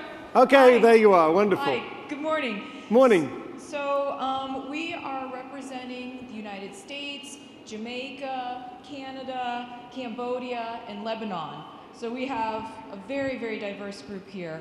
A few things that we came up with is one, less hoarding of information, less hoarding of opportunities. There seems to be a disconnect as far as communicating opportunities throughout the ecosystem. And that is also tied into a lack of alignment between levels of government from the local municipal levels, the state levels, and the federal levels in various countries. We also discussed the issue that there seems to be a lack of consistent and agile evaluation in terms of programs and in terms of different people participating in programs. We all like to say that we're the best, but we may not necessarily be that great, and there needs to be an evaluation framework. And let's see, definitely a common theme that we found is there is a lack of alignment of incentives between various stakeholders, whether it's universities, governments, individual populations as well. Thank you. Wonderful. Oh, it's very cold in here. If somebody could maybe adjust the air conditioning. Thank you. You bet. Anybody want coffee? Okay, all right, okay. All right, so just so we know, we already popped hoarding of information, alignment between levels of government, more agile collaboration around evaluation, performance metrics, and a lack of alignment in the incentives. So let's go on over here. Andor. I'm representing diverse group from Gambia, Namibia, Bahrain, and Liberia. And as I think we agree with most of the people have said, multiple systems should have a common purpose, common vision that they work toward to.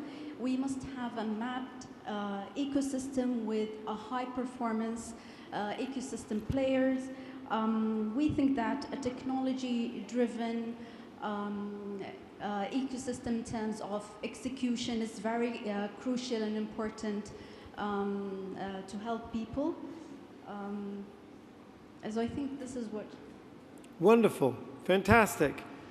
All right. Again, all the way in the back, but I want to make sure that it's something new, something that's not been said. Okay, hi. We are representing India, Bahrain, and South Korea, and Paraguay. So we're talking about non-hierarchy, being openness, having openness to being questioned as an ecosystem. Also, like promoting diversity within the ecosystem and bringing those stakeholders who are different. We also talk about connecting different stakeholders to share a common agenda. And we also talk about transparency. And it has to do with collaboration, but be transparent what we want, what are our agendas, and what we are doing. Thank you. Okay. I want to emphasize that last point to the room. It's transparency about what we want and what we're doing. We get confused when we talk about transparency. But people, I see this all over the world, they're not necessarily being upfront and saying, this is what we need, this is what we want. Yes, next, over here. So I'm Karen, and I represent the Gen Space group that's here, and we want to, of course, build a global ecosystem. So some of the characteristics that we'd like to see is, first of all, it's communicative. It is an actively communicating, diverse and inclusive group that is also very actionable. And something that we'd like to see is how we can capitalize on work that's already been done and how we can harmonize policy and standards to help grow a global space economy and see more entrepreneurs being part of it. We are a very passionate group, and there's a great sense of unity and a great sense of urgency. So we want to have and be able to measure tangible progress. We also want to focus on sustainability. It's sustainability of resources on Earth. It's sustainability of our planet, but also of our species as a humanity on Earth, and also how we can progress as a spacefaring species. And two last things. We'd like to see how we can have an impact and empower the world through more space technology on Earth to tackle the sustainable global challenges. But also from space, there's something called the overview effect. So when you are in space and you look back on Earth, you don't actually see any borders, you don't see any differences between people, and we want to contribute to one Earth and one race. Thank you. Thank you. I hope that everybody who wonders why Gen has Gen Space just heard what was said. We look at Gen Space as being part of the Earth, but it's a way for us all to look at the Earth as one with no national boundaries. So thank you so much for saying that. Those, again, awesome new ideas. In the dark in the back, because otherwise you'll never get heard. Hello there. We are representing Ghana, Mali, Tunisia, and the United States.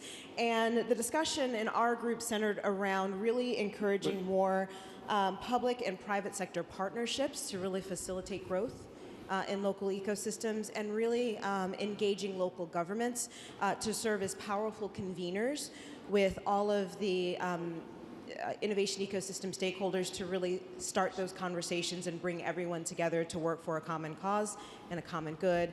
And then really looking at ways to tap into the power of the Gen network to really help empower startups tap into international markets in a more meaningful and tangible way. Okay, thank you so much indeed. So who else has got a pressing addition to add to that wonderful collection of contributions?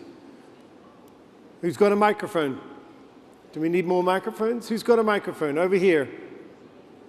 I'd like to hear from someone who's not had a chance so far. And the thing is here, Jonathan, we need people being entrepreneurs to stand up and start as soon as it's silent, you know? Yes. Popping, popping, popping. Popping, okay, go. Okay, you can pop here again, okay. Hello everyone. My name is Tosin, and I'm here with a very amazing group from all over the world, from Bahrain here, Jordan, Cape Verde, and Japan. And one of the things we talked about is we need doers. We need people who will step up to the plate and actually take action and do what they said they're going to do. Fantastic. Another pop over here in the back. Do you need doers? Something else. Hello. I'm representing India, myself Rachit Jain. I want to add something like social and family background affect the ecosystem. As new entrepreneurs and new startups come from the business background families, like in India, we can say that in Gujarat region and Rajasthan region, the people's childs who are entrepreneurs, they are coming by the social support and family support. Thank you. Thank you very much indeed. All right, give yourselves a warm round of applause. Well done. Right, I'd like to invite our next panel, if I can, up to the stage. I'm very, very proud that my dear friend Saba Khan's going to join us. I'm thrilled you're here. Come on up from Bangladesh. Francis Stevens-George from Sierra Leone. I'm not sure if we found Frank Rosell yet from the United Nations, but if he's here, Frank, if you can come up. And then also, I think we have Ahmed Osman from Egypt, and we're going to begin a brief conversation. Is that for me?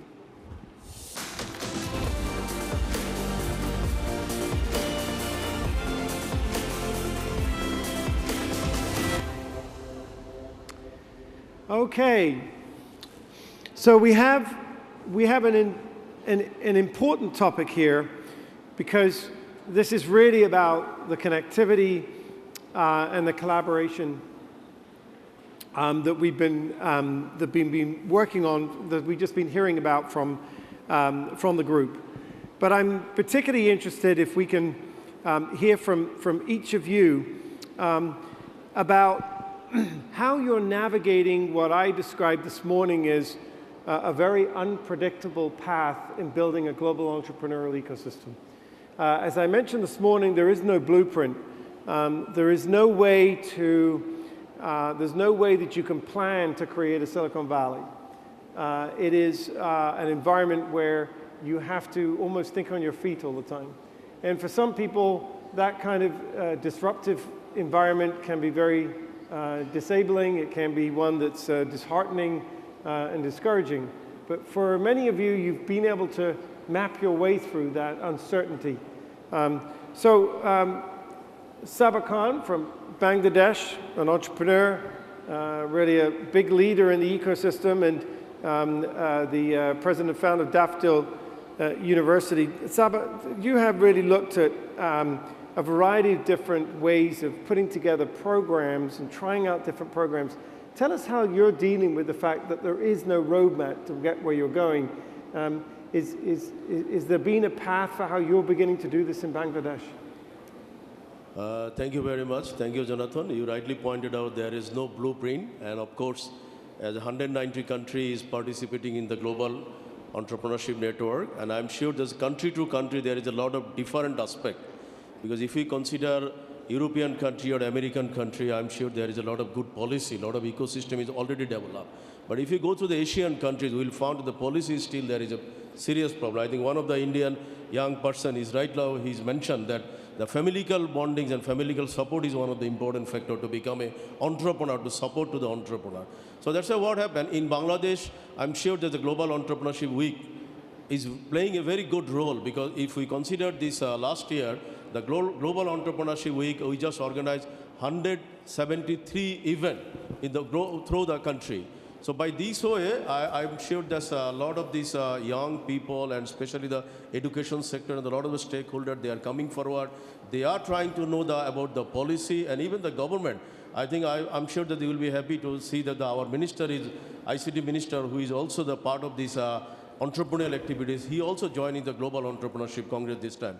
So what happened, this education system is definitely need to emphasize, and I'm sure there's a Startup Hurdle, Global Entrepreneurship Research Network, And recently, we are also going to implement this Entrepreneurship World Cup. So these sorts of activities is really giving the lot of this boost up to the young-minded entrepreneur. At the same time, I should say that we also develop the educational backbone in our university, because I should say the school level need to start.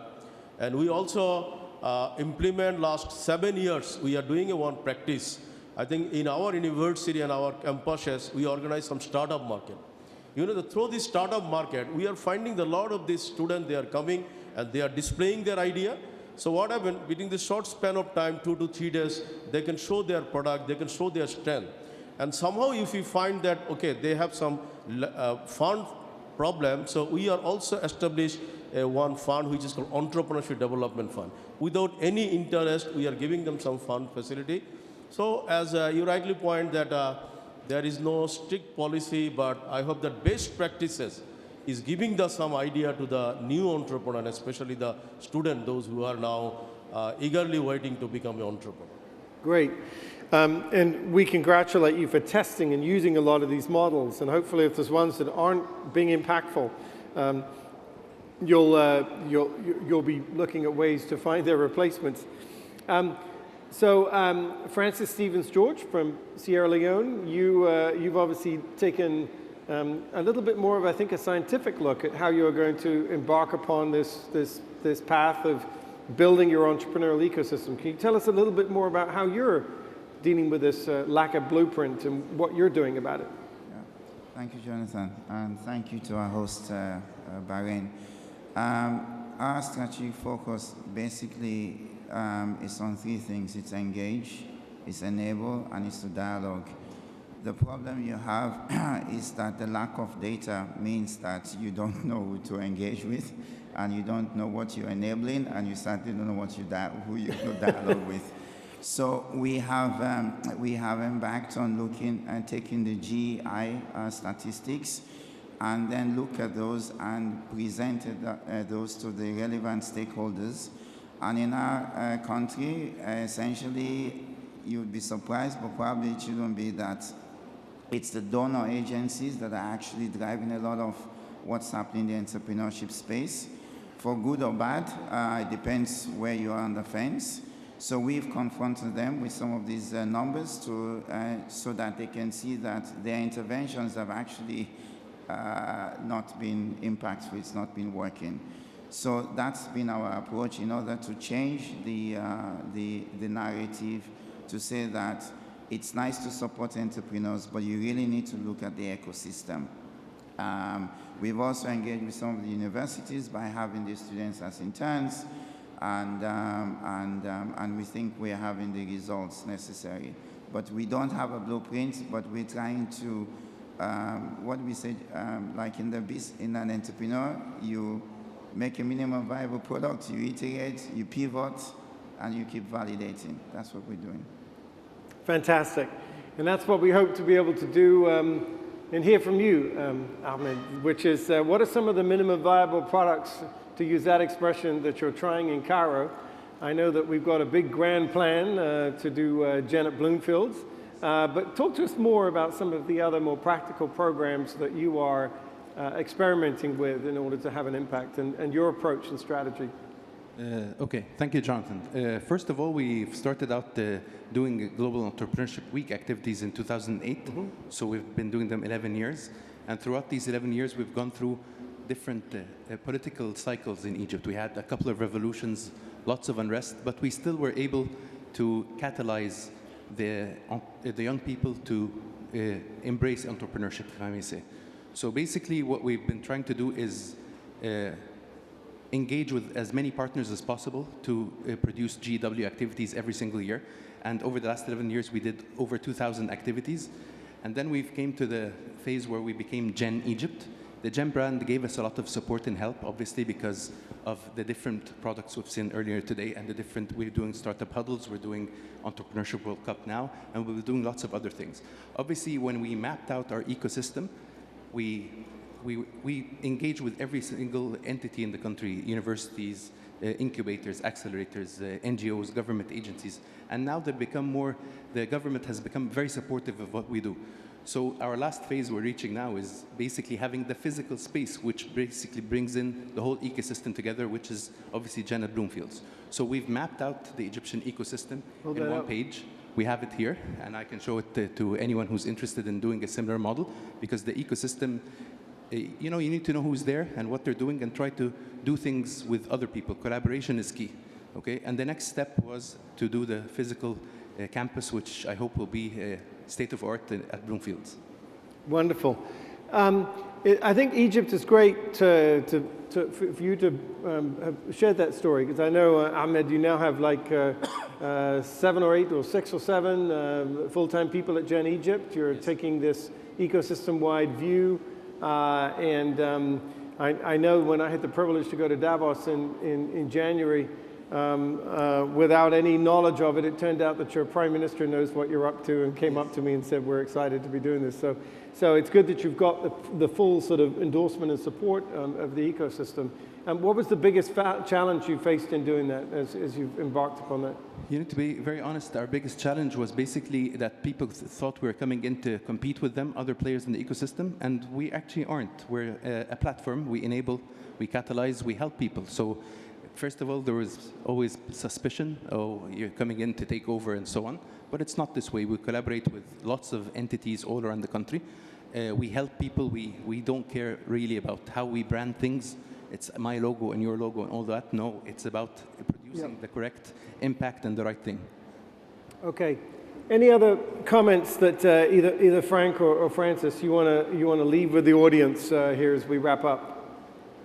I think that's, from my perspective, I should again say that the best practices among all countries, if we can organize, then what happened, the other country can easily find out. Because as I mentioned, because country to country, there is a lot of different aspects.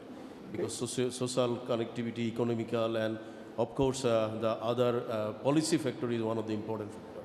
So all of the best practices, if there is any policy of the GEN, I hope that everyone can follow that. I have to tell you, I went to Bangladesh at the end of January and had the extremely humbling experience of speaking to 26,000 young people. And when we walked around your campus, it was quite extraordinary. We saw all of the programs mapped out over the course of the campus. So Sabakan is really a true example to all of us at how you can experiment with these multiple programs. So, and thank you again for, by the way, your hospitality and having me up there. It was fantastic. No, it was wonderful. So, we're now out of time, and we're going to, I do want to mention one thing. It turned out that Frank Rosell is going to be on this panel. I had to be in the ministerial. But I do want to make sure that we just give him a quick shout out, because the work at GER.co is being done in a partnership with the US government and the United Nations. And we're putting a whole new generation of online platforms for your ecosystems to be able to allow your entrepreneurs a new relationship with the government. And for any of your economies that have informal economies, this is going to be the fastest way to move the people from informal economies to the formal economies. And I hope that you will take advantage of showing up at Frank's session that he'll be having tomorrow so that you can learn more about that. Because as we got told by the government of France, what you're doing with $500,000 per country, which is what I think the UN and the governments are putting into it, is what we did with $500 million in France. So there's some really phenomenal new opportunities out there. So great. Well, without further ado, I'd like to invite you to thank our panelists for their insights. And we're now going to turn to you and ask you the very same question. So we're going to ask you if you will look at the questions on the screen. If you will take one side of your box to document your input and conclusions and label that side of the box 4 in the upper right-hand corner. And then after 13 minutes of group work, we'll be providing you once again with an opportunity to call out. And if you can hold up your hand after this call out if you've not spoken yet, so that they bring you a microphone. Even if you don't want to contribute, we're going to ask you to start the popcorn. So we look forward to hearing from you. What programs work? Which are you using? What's missing? And what else can you do to better serve entrepreneurs? Thank you very much. Thank you. Great. we have a picture? I think we...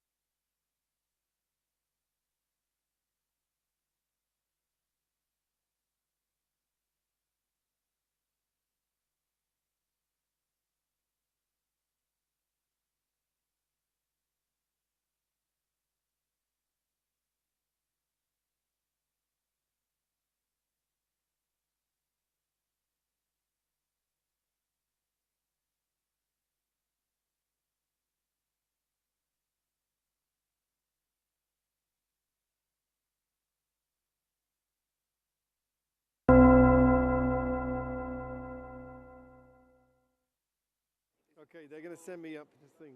I've got to go.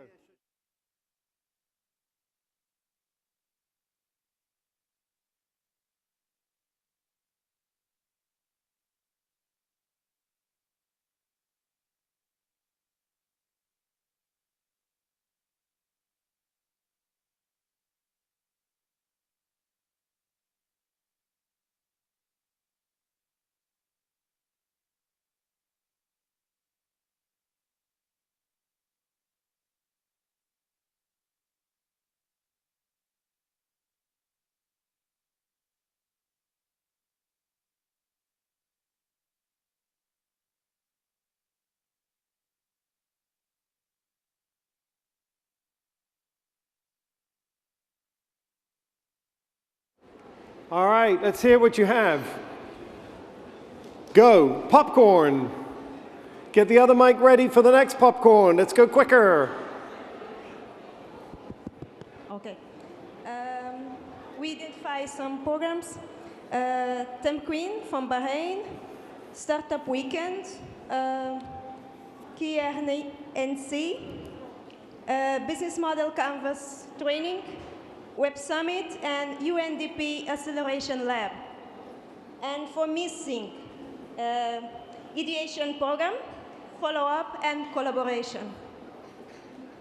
Okay. What was the first program you're missing? Temp Queen. Okay. For missing is ideation program. Ideation program. Okay, great. Thank you. Over here, David. All the folks here. Well, no, there's a microphone over here. Okay. We have one over here already. Come on. You're the one. All right. Back left. Okay. Go. So, in Taipei right now, what we're doing is twofold. A collaborative regional program that GAJ Pass you just heard Yatin talking about. But if we bring international startup to Taipei, we need a place. So we're building one of the most vibrant cluster right now, inviting local and international accelerators and ecosystem players in the physical space. And this is something that we have learned from our counterpart from Singapore and Korea. So this is what we are currently pushing, program side and the physical space. And what's missing right now is we need more global partner to let Taipei to become an international vibrant hub that connect in Asia. So that's the missing part. Okay, thank you, David. Another thing. Over here? Over here. Okay, I'm going to follow you, Andor. Go. So we have a lot of representation from Latin America, but also from Oman, Armenia, sorry, and Africa as well.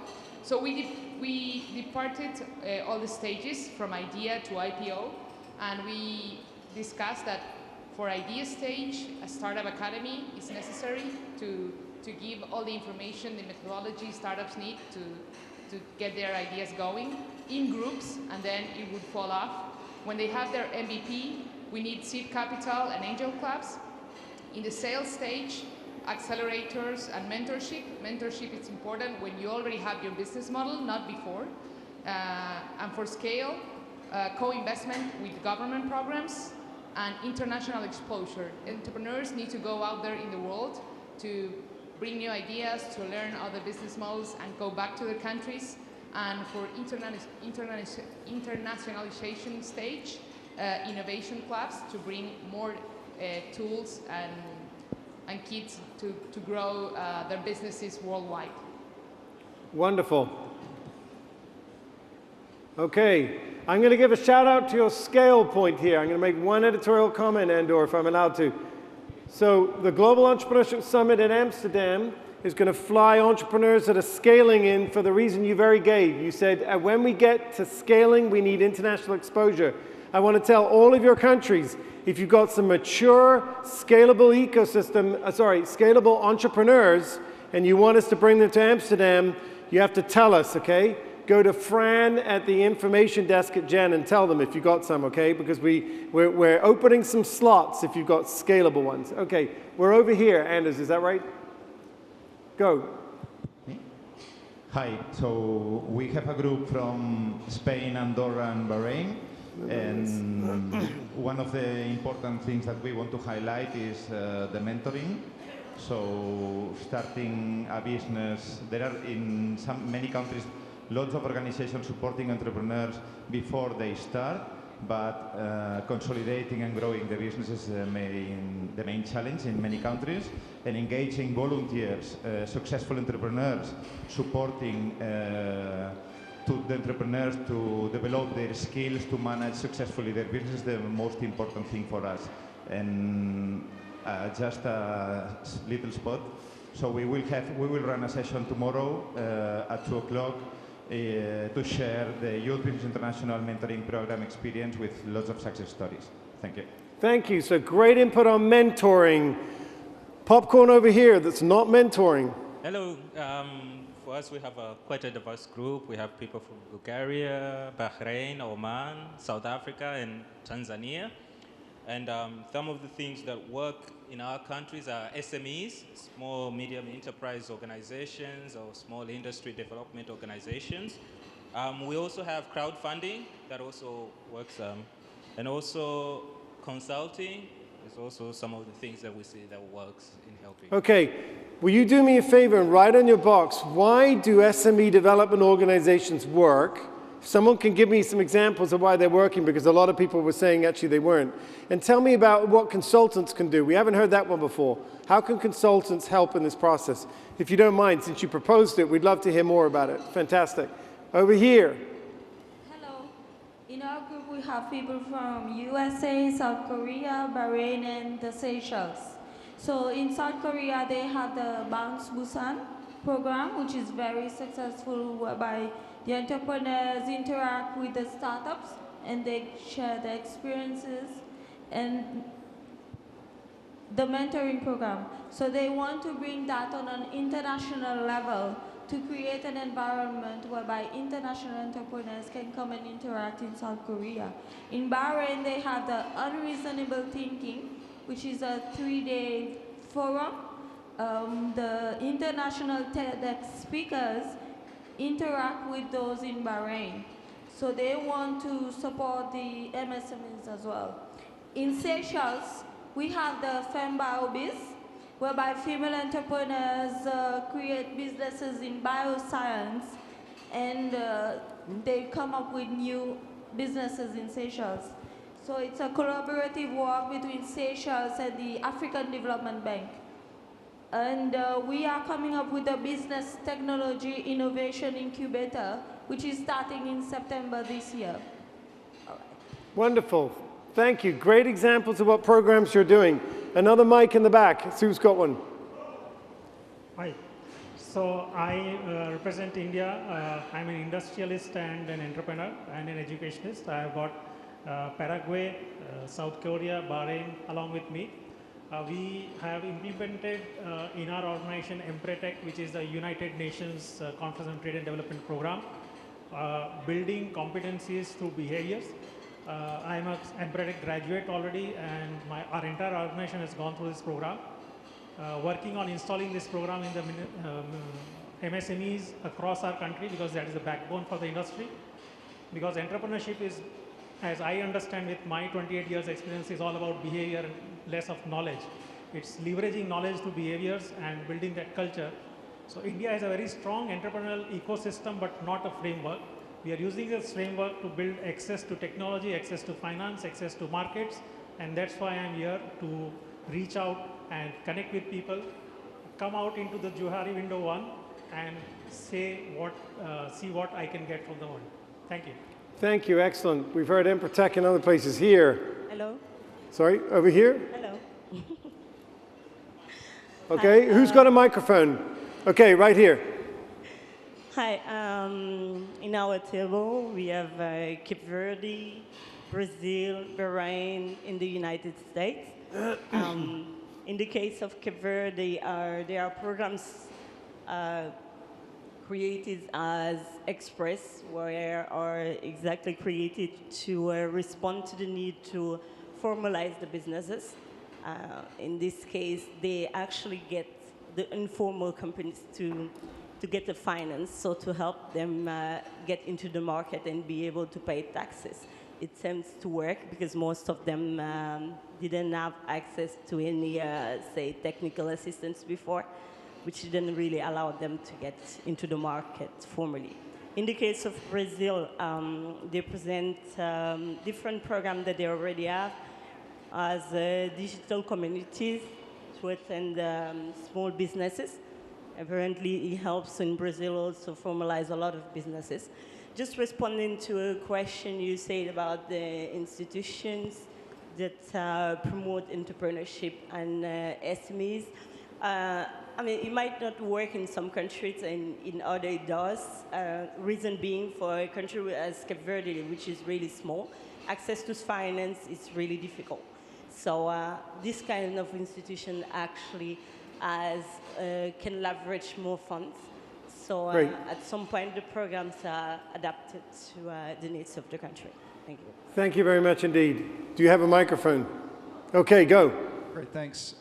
So representing here from Australia and Russia, and so we focus mainly around aspects to building confidence around education and providing a common language, and particularly education of the local communities. One of them is global boundary spanning programs, such as programs that do trade missions overseas, or bring those kind of thought processes to the local community to disrupt some of their thinking. Second one is around schools programs. How do we get young people thinking in new ways? Schools are typically hard to get into from a curriculum, so we need extracurricular programs. And also, how do we leverage some of the entrepreneurs who then give birth to entrepreneurs and create more? And third, it's around award programs, which can act as priming agents to be able to put people on stage and say, this is what an entrepreneur looks like, because quite often we use the language, conceptually, academically, we get it, but until we actually see, hear, touch, and feel what an entrepreneur is, it's hard to get it over the line. Thanks. Awesome input. Great job. As I like to say, I'm not a big fan of business plans, but I'm a big fan of business plan competitions. So we'll get one lost. You're just in time before. Okay, we'll make this fast. Yes. Hello, everyone. I'm Dunia. I'm from Venezuela, with the delegation from Venezuela. Okay. I'll come to you. Okay. Venezuela. Yes, and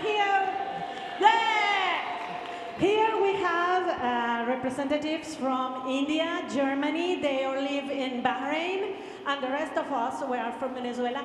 And when we were talking about successful programs, we shared, first of all, the ones who live in Bahrain. They mentioned Tamkin, of course, as a very successful program to develop the entrepreneurship ecosystem here. In Venezuela, we had to say that we had the most private small programs that are related to incubation, accelerated entrepreneurship, and educational programs. But we have no public policy program related that enhances our ecosystem. Sadly, the most of our conversation were about the second question, missing programs, missing things. And in that way, we talk about any kind of funding, structured programs to support the development of the entrepreneurship and programs to develop the enhance of the change for entrepreneurs. They already talked about, we have startup programs and we have a consolidated system of enterprises. And in the middle, we need these programs to help us to improve the management of our startup and help them to be sustainable. Wonderful, thank you. And thank you to the delegation from Venezuela for being here, thank you. Okay, I'm going to take one very quick, because you're in the same line of sight, and so I called upon you. Okay, so we're going to do this. Hello? Hello? No, we're doing here. And then we have to, go ahead. Okay, I think finally we're representing Finland, France, and China, and America. Okay. And my name is Santa Gasper, and I'm with a startup. And I'm thinking what a need that we need is a central location where startups can go to do global expansion. So right now, if I wanted to expand to other countries, either at an early stage or a later stage, I have to go and find reputable companies that can help me connect with the ecosystem there. I have to do that for each individual company. So if there was one central location that startups could go to, and it would connect them to expansion groups in those specific countries that they're interested in, that were reputable, that understood the culture and had the connections that you can start growing and scaling, I think that would be a great addition to this group. Thank you so much. Would you like a job selling Gen Campus? We'd love to have you come. That's exactly why we're doing Gen Campus. So thank you so much. Yes. What were the any other thoughts you want to add, or we? Here. Okay. No, well, not at Okay. this time. No. Is that Frank there? No, no. Okay. So we are going to take one last comment here. We're going to give it to you because of the enthusiasm. Okay. So here we go. Yeah, this is Mubarak Al-Kabaisi from Bahrain. I'm a business owner and consultant. We are here a group of individuals from Bahrain, Andorra, Spain, 3 countries. We discussed a lot of ideas about what things are works in these countries. The first idea is in Bahrain and the Gulf region, which ideas are working or empowering entrepreneurs in terms of technological empowerment, in terms of helping them of building a sustainable online payment methods. As for Spain, they have a great idea of learning school boys and girls entrepreneurship. There is a subject, a compulsory subject in the curriculum in Spain and also in Andorra to teach kids how to do business, how to do a business plan, how to enter the market, and how to overcome challenges, which is a very smart idea. This idea started 10 years ago in Spain as a result of the financial crisis, global financial crisis from 2007 to 2008. And there is a third idea from Andorra, which is mentoring young entrepreneurship by helping them to connect them with established businessmen, especially elder ones, like people over 60 who are retirees.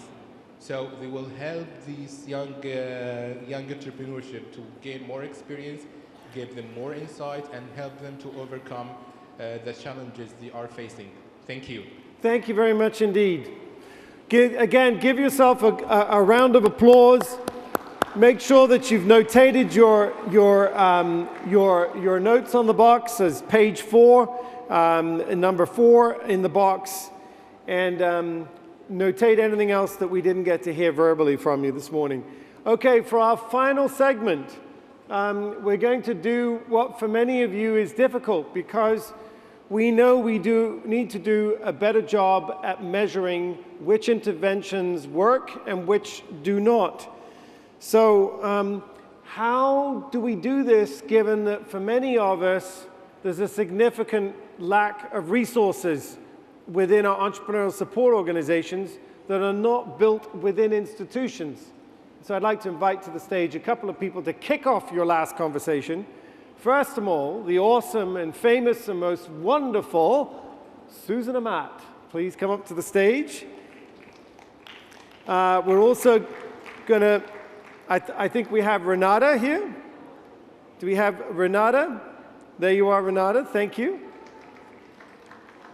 I think we have Arnobio or Dane from Startup Genome. Nope. I'm not sure if someone could help me with my panelists. William, Mark, are they in the room? Okay, all right. And then lastly, we have Malavika from Canada. I think it's Malavika here. Malavika or Harry Devonshire, they're not here? Okay. All right. Okay. So Susan, and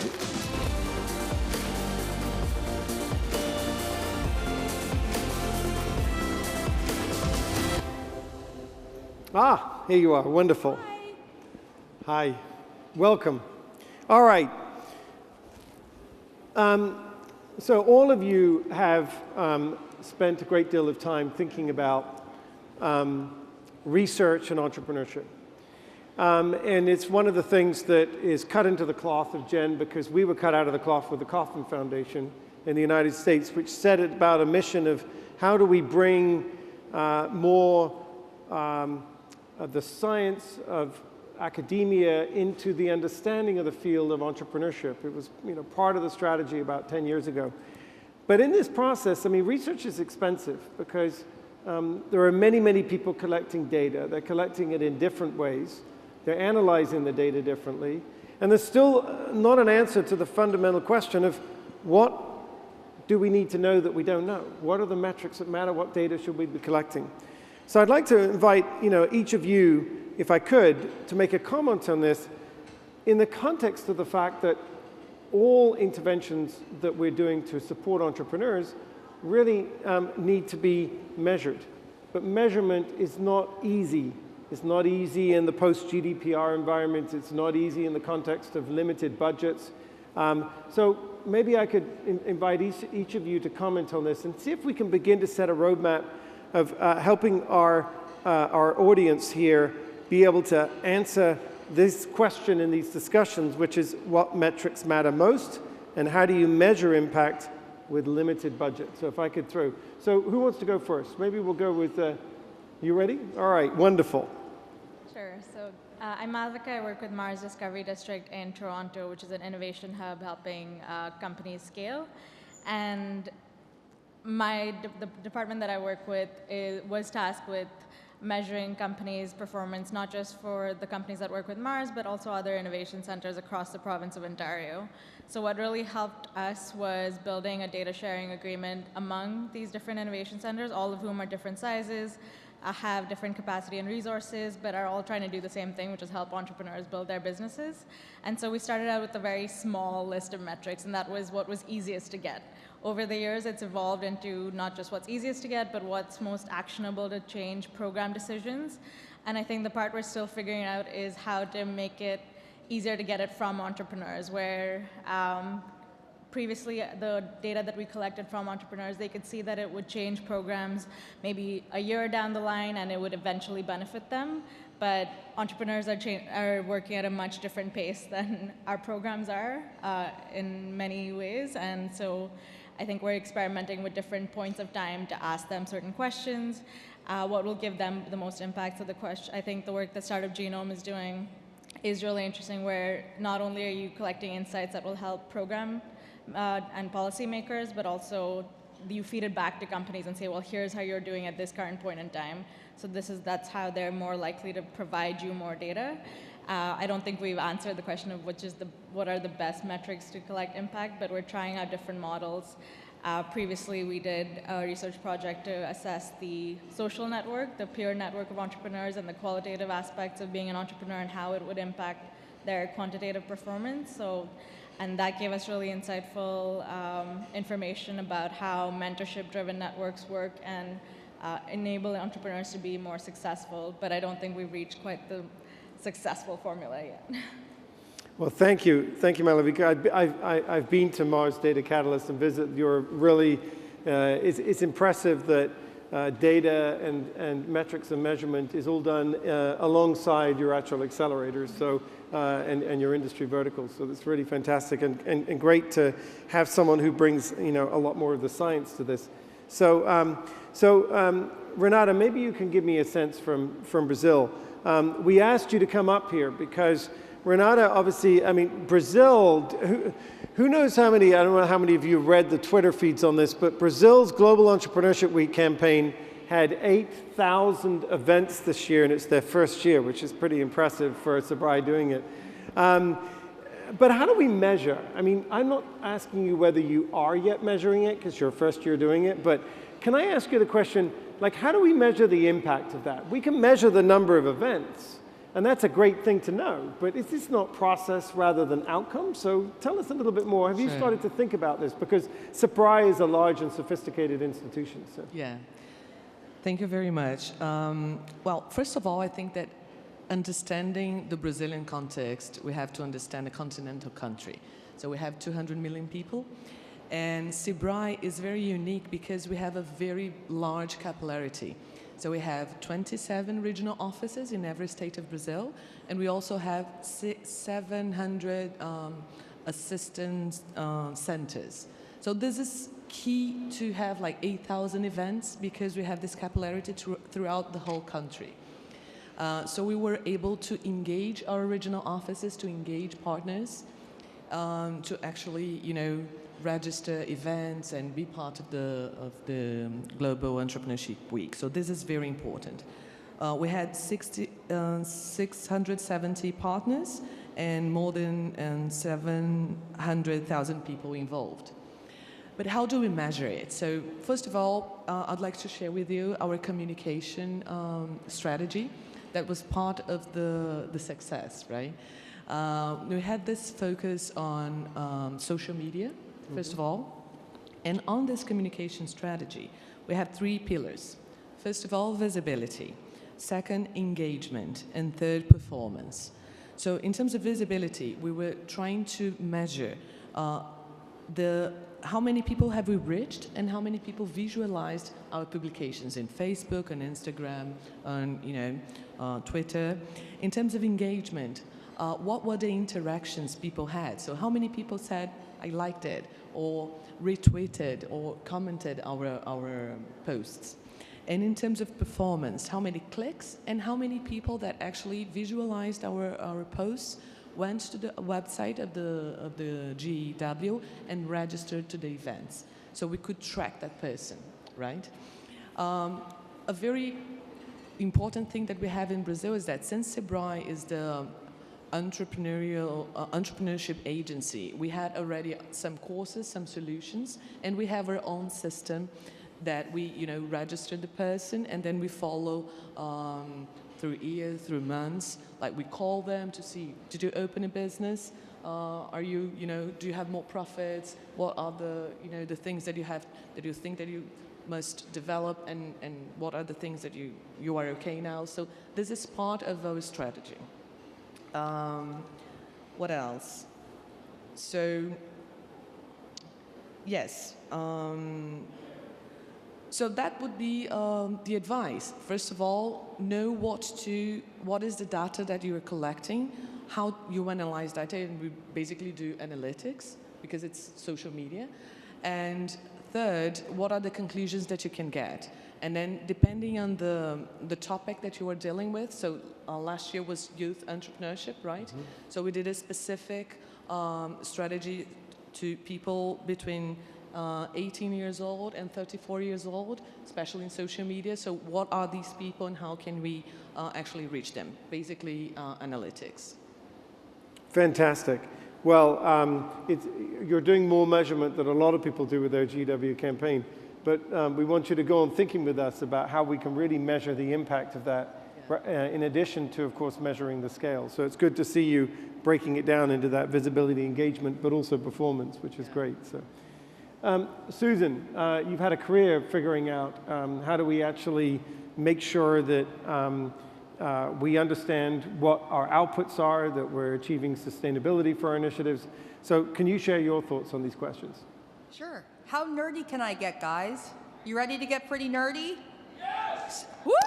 David, all right. It really comes back to what the end goal is. And it's shocking to me how many people running entrepreneurship support programs. Everybody talks about wanting data-driven entrepreneurs, but they themselves are not data-driven. So setting the culture and tone right from the beginning. If you're working with entrepreneurs, make sure they understand you're collecting data, and when you have that culture in place, they'll understand how key data is, and everybody on your team is going to understand what's working and not working. One of the challenges in many places is honestly the fact that when bad things come back, that something isn't working well, people are scared it's going to be bad for them. When in fact, when you find out something isn't working, that's wonderful because then you can fix it. If you're not measuring it, you're not managing it. So you have to start at the very beginning of what's the goal? If the goal is job creation, you're going to have different metrics in place than if the goal is actually having good margins or building a company, et cetera, et cetera. So that's at the company level. But what we've been working on at Gen Accelerates is really coming back to the fact that we want data-driven entrepreneurs who understand every single day or week or month, depending on what the metric is, that they have to have very clear goals for sales, new territories, margins, understanding how to get their team working as efficiently as possible. So after they test and validate, they can go to scale. And they'll understand how market conditions in other places that they may be looking into will affect them. But at the country level, we've been really fortunate working with Gen MDs all over the world. Every single country is going to have different metrics for success because they have different market conditions and different cultures. So you start with what the end goal is. It could be a year, 5-year, whatever the end goal is, and then get really deep into understanding the cause and effect and how you can start moving the needle so that you can have these small wins every month or 3 months, and your team understands the data is being collected, so when stuff doesn't go according to your assumptions, you iterate. You have to think like an entrepreneur every day, but if you don't have the data to do it, you're not going to be able to make the changes you need to ultimately have that market success. Thank you, Susan. Appreciate it. Great job. Good job. It wasn't nerdy enough, though, so we are going to tell you that there is more than one session on this topic coming up tomorrow and Wednesday. If you want to get really much more in the weeds, and as Susan says, a little bit more data nerdy on it, we welcome you to do that, because we are trying to bring, of course, lots of rigor and discipline to our field, and trying to make sure that we understand that if we're asking people to invest in us, as Susan says, it's quite clear what the goal is, that we're measuring toward that goal, and that we're not necessarily imposing one single goal on the entire ecosystem or on every country. So we really thank you for that, Susan, and thank you both for this. We're going to now invite you and all of us to come into our final group discussion this morning. And then when we're finished, actually I'm going to be inviting Susan to come back to the stage, because we're going to let you all know about the awesome plans that we have for you installed for after lunch. But we also have a big surprise, which is if you're in touch through WhatsApp with any of the other members of your delegation and they've slipped out of the room to get coffee or something else, invite them to come back, because they want to be here at the close of the session, because we will be having a group photograph on the stage. So while you're chatting, if you can multitask, invite your crews back in here if they want to be on that stage. Okay, so without further ado, we're going to turn to you and ask you these very simple questions. What metrics matter most, and how do you measure impact with a minimal budget? And then I'll come back to you and we'll do our final popcorn call out. Thank you.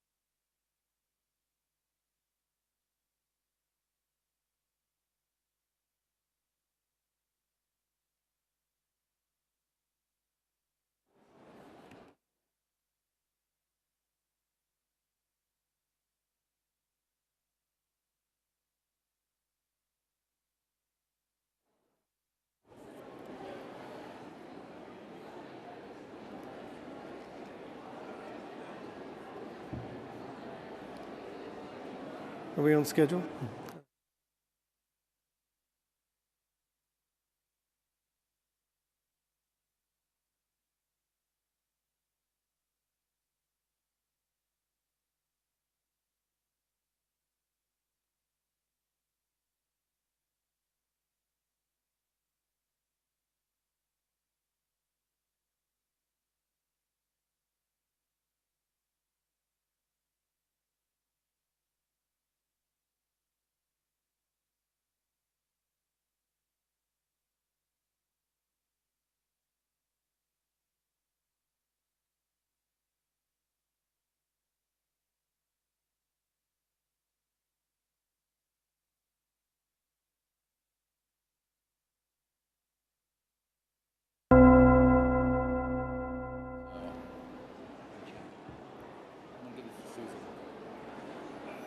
Okay.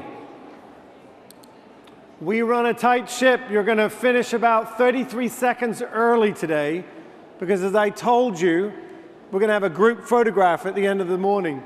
So how many of you know if people in your delegation are not here, so you want to send them a quick WhatsApp message? All right, but now it's time for popcorn. All right, we're going to see what you've come up with for some very quick answers to a very complex and comprehensive field, namely on the measurement of performance of our entrepreneurial ecosystem. So, Harry, have you got someone here who's been writing on their box and ready to go? Look at that, tipping the box back, ready to go. You're making it more like a monitor to read from. Fantastic. Why doesn't everybody tip their boxes when they're reading? Excellent idea. All right, let's go. Innovative crew here, so. Well, my name is Precious Nyarambi. I'm from Zimbabwe. Here I'm with a gentleman from Belize, Antigua, and Barbados. The other lady left Saudi Arabia. Yes, of course, with Mama Busi from Zimbabwe as well, Busi Bango. Some of the metrics we jotted down include the number of businesses started and that have grown, and also scalable that we can measure. Also the resources that have been invested in starting each startup, and how the growth of enterprise in terms of profitability. The number of employees that the startup employees, are they growing or decreasing? The return on investment, on mentoring, how many entrepreneurs use industry data to develop their product. And yeah, that's it. Fantastic. I don't think we need to go any further. She's got it. Hit it there. No, we do. Let's go. Hello. Don't stand up and it's please stand. Okay, there we are. All right. Hi. All right. Brandon Seifert with GenSpace. When we're considering the economic activity and the development in the space ecosystem, some of the top things that we consider include the number of countries involved, or countries that are expanding or establishing their own space agencies, and the kind of interaction that those agencies then have with their own commercial space sector, as well as the number of companies or organizations that have successfully demonstrated their system in the space environment. So it's one thing to say you're going to start a space company and work on that kind of technology, and it's a totally different thing to actually get that tech into space. Big milestone. We also track the amount of capital invested into companies, the number of startups that are being created, as well as how many of those evolve into exits. How much money is given back to the investors and to the community. We track the number of successful partnerships between companies and agencies and governments. We're also looking at the number of students in STEM. So how many students are going into universities that have strong STEM programs, as well as how many universities are creating STEM programs in the first place. And lastly, we're beginning to look at the number of participants in the space economy. So how many people are getting into space, whether they're a national astronaut or are they a commercial astronaut? Are they going into space beyond the atmosphere, or are they suborbital? But in general, anybody up in the sky is a good thing for us. Awesome job. Great job. Well done. Great. Over here. Can you bring us down to earth a bit, though, please? Okay, here we go. So, this is Diksha from India. our overarching thought has been that metrics need to be both qualitative and quantitative. On specifics, we discussed that we can look at financial stability and value creation. The startups have to be creating some value. Optimum use of resources that are available, because as it is, startups have very few resources which they begin with, so they have to ensure optimum use of those resources. Then they have to build some credibility and trust in the market when they're just starting, which comes from various ways, including background of the founders, their experiences, and also the number of businesses that scale with them, and what the entire business economics look like around the startup. Fantastic. You know, you guys really have done a great job in not popping 2 pieces of corn yet. Okay, this is fantastic. Who's going next? Over here. Ando, where are we? Okay, sorry, in the back. I see there. Thank you.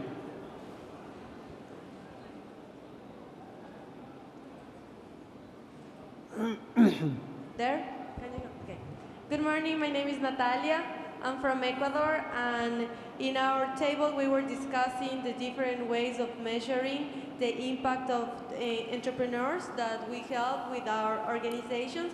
So most of us kind of see these very similar, that are income, new clients, also sales, employment, new products, new services, and also the importance of measuring how the entrepreneurs go jumping from one phase to another one. We call it graduated entrepreneurs.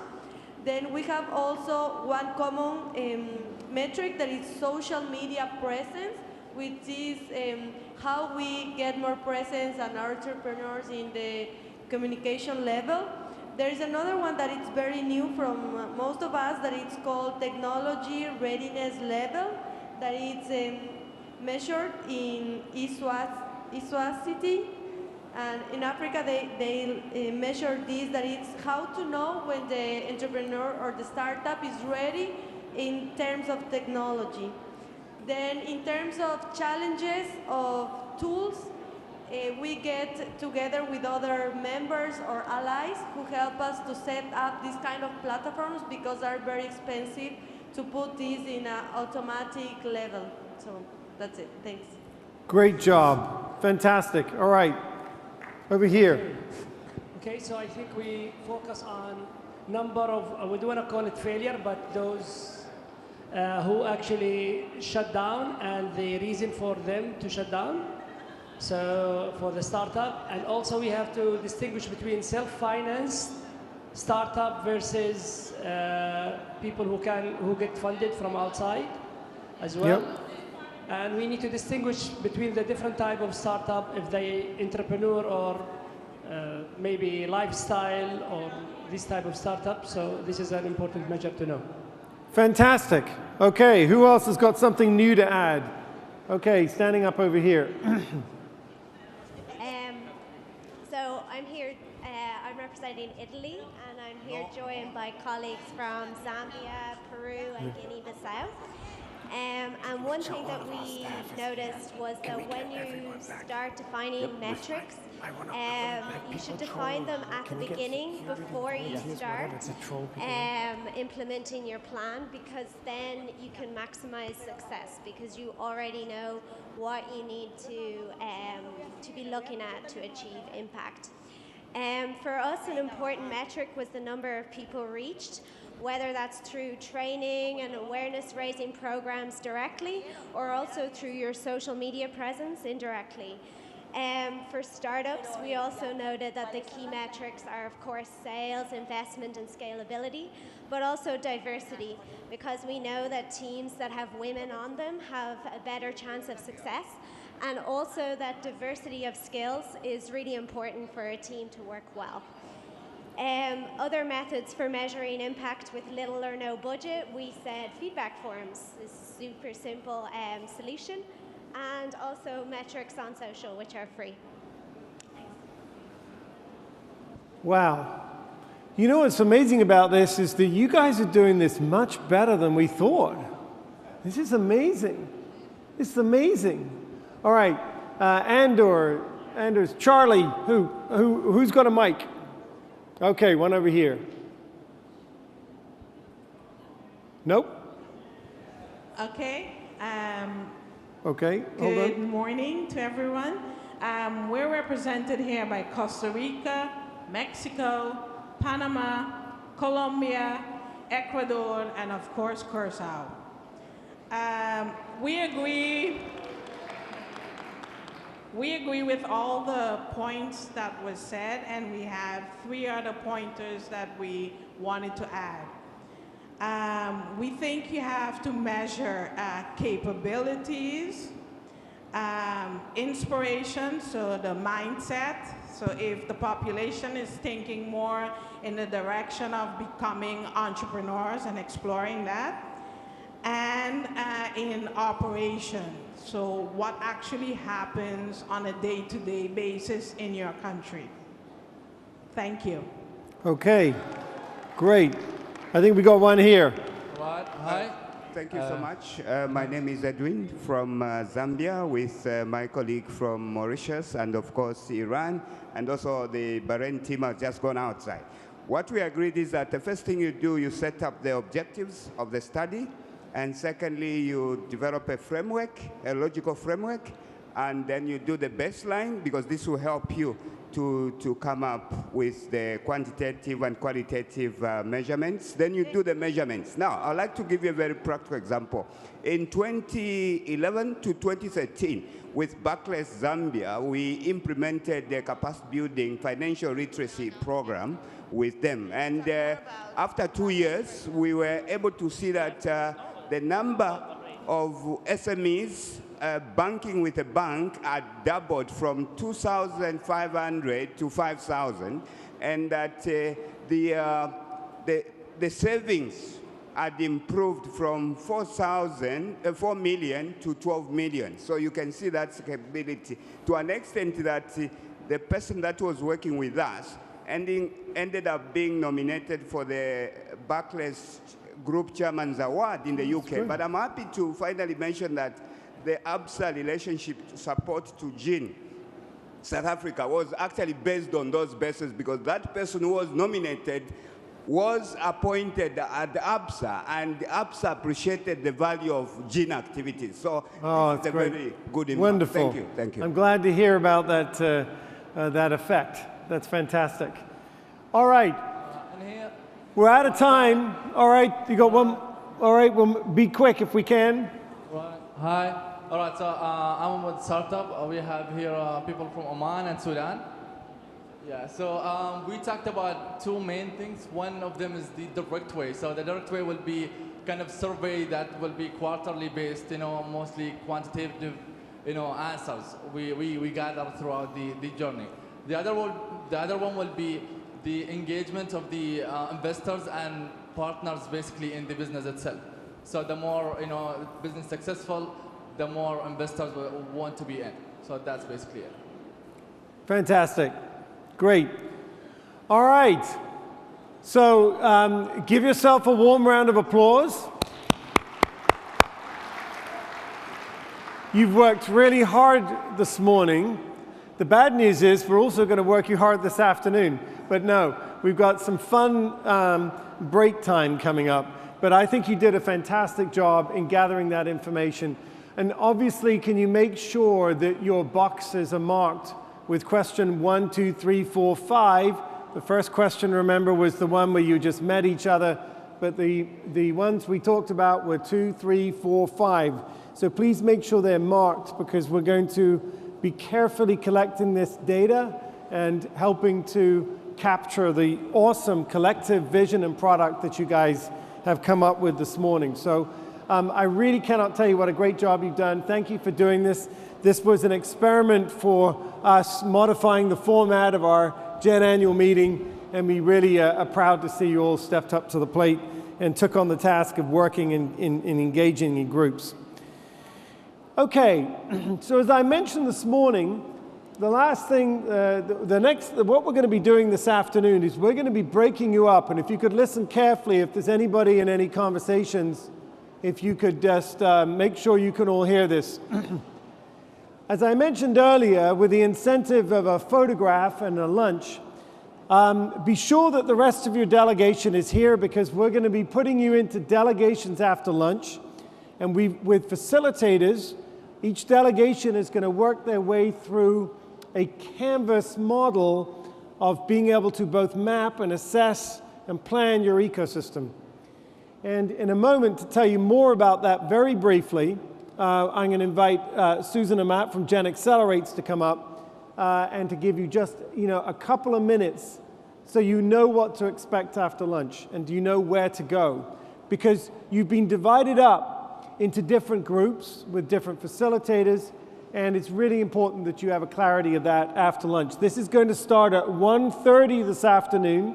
You're going to be throughout the convention center in this fantastic space that we built for you. You're going to be in a very creative environment, but you're going to be focusing on what you're trying to do in your ecosystem, so that as you map your way through the rest of this week in all the relationships and the content and the knowledge creation, you're able to walk away with the most relevant knowledge that you need for your gap, for your map and your process going forward. Before Susan comes up and explains that process, I do just want to point out, because it'll be the last time that we convene with all of us on the stage here this morning, is that this evening is the Compass Awards dinner, which will be occurring in this room starting promptly at 7:30, I believe. But will be an hour and a half or so of break back at your hotels to rest up, to change if you want, before you come back here for the evening dinner. And so I do want to mention that, because we are going to be quite early, so that you're not, you're able to, we're not going to keep you here late. It's going to be a fairly short program. So what I wanted to just also mention to you is that we are going to have our annual Global Entrepreneurship Congress photo. I would like, in a moment after we've heard from Susan, I'm going to invite you to come up to the stage. But before we do that, please welcome Susan and Matt, Executive Director of Gen Accelerates, to come up and tell us more about what we're doing this afternoon. Thanks. Yep, that's great. Guys, the rest of the afternoon, I'm about to tell you everything we're doing. Can I have everybody's attention, please, so nobody's asking questions later? Sorry that I have to be like this. Do I have everybody? I don't see whites of eyeballs back there. Okay. So we have developed a really special canvas to document the GenMD experience in a way that we really haven't done before. I think one of the challenges is when we start getting involved in building ecosystems, a lot of us want to inspire and celebrate and all kinds of stuff, but when you're a CEO, you have to focus on building a business model and making sure there's product market fit. Imagine entrepreneurs coming to you really excited and saying that they want to do all this stuff, and then they don't understand the basics of what we always want from our entrepreneurs. Well, you guys in this room are the entrepreneurs for your country. That's it. GenMDs are the CEO of a country exercise in solving the problems to change the ecosystem, to build the right system, policy, et cetera, for entrepreneurs. And this canvas, it's called the Gen Ecosystem Development Canvas, is what you and your delegation will be working on today, all afternoon. So from 1:30 to 5, you are being grouped as your delegation with different facilitators from all over the world to walk us through and share across different ecosystems of your size what's been working, what's not working, how they've addressed certain challenges, etc. So the ecosystem canvas is going to be presented at the session from 1:30 to 5. We will then collect them, so make sure you take pictures of what you do on your individual canvas of your thoughts, and then the group one of your delegation, and then we're going to come back and work on it again on Thursday with all the learnings and experiences you've had over the next couple of days. So this canvas really marks the beginning of a new mindset shift for what we have to focus on. We're the entrepreneurs. We have to make sure that our activities are driven by data, are focused on sustainability, and really are about adding value. It's about finding the gaps that need to be filled, figuring out who that customer is, how we're going to offer them value with what service and products, how we're going to build the team to deliver it. Just like what we tell every entrepreneur we mentor. Same thing. So this is a really exciting new step, and we're here for you to go on this journey. Today's the start of the next 10 years of what you're going to do at your country. Your delegation is here to make sure that any challenges you have in filling this out today, you're going to find the answers over the next few days from your colleagues across the world. Thursday, we're coming back to review it and making sure that if there are specific things that need to be addressed, the team at Gen is here for you, okay? So promptly 1:30, your facilitators are going to start exactly at 1:30. You can bring your lunch into the room if you want your second or third helping, no problem. Okay, guys? So your assigned rooms, we're going to go through a few slides just to show you. They're also posted. So can you go on to the first slide of the delegate? Oh, no, but it's not connected. Can you put up the slides of the delegation rooms? So you'll see that the rooms are divided by size of economy.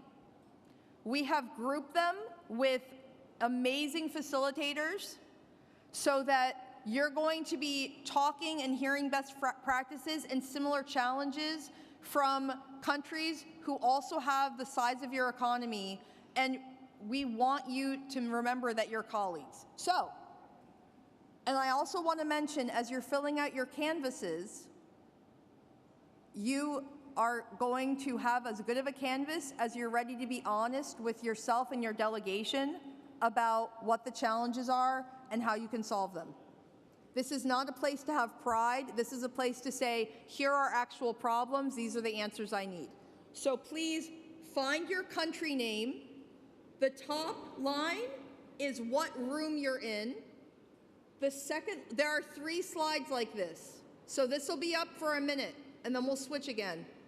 The top line is the room you're in. Second line is facilitators, and then just find your country name. Can I switch to the next slide? If you're not here, you're on one of the other 2 slides. I'm switching. Can I get some thumbs up that I can switch? See, people listen. All right. Second slide, find your country name. If you're not on this slide, you're probably on the last slide, and that's cool.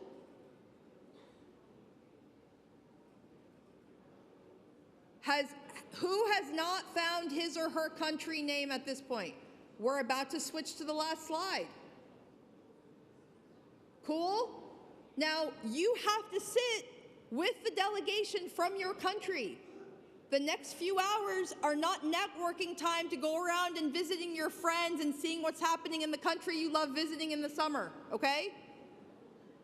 Sit with your delegation. Do not move from your delegation. I'm switching. May I switch? Last slide.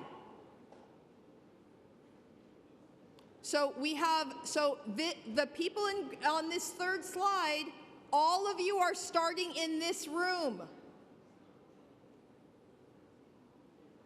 All of the people who are on this slide, all of the delegations on this slide are coming together in this room first. That's not what the slide says, but as long as they're not. Yeah, that's why I'm saying it. Yeah.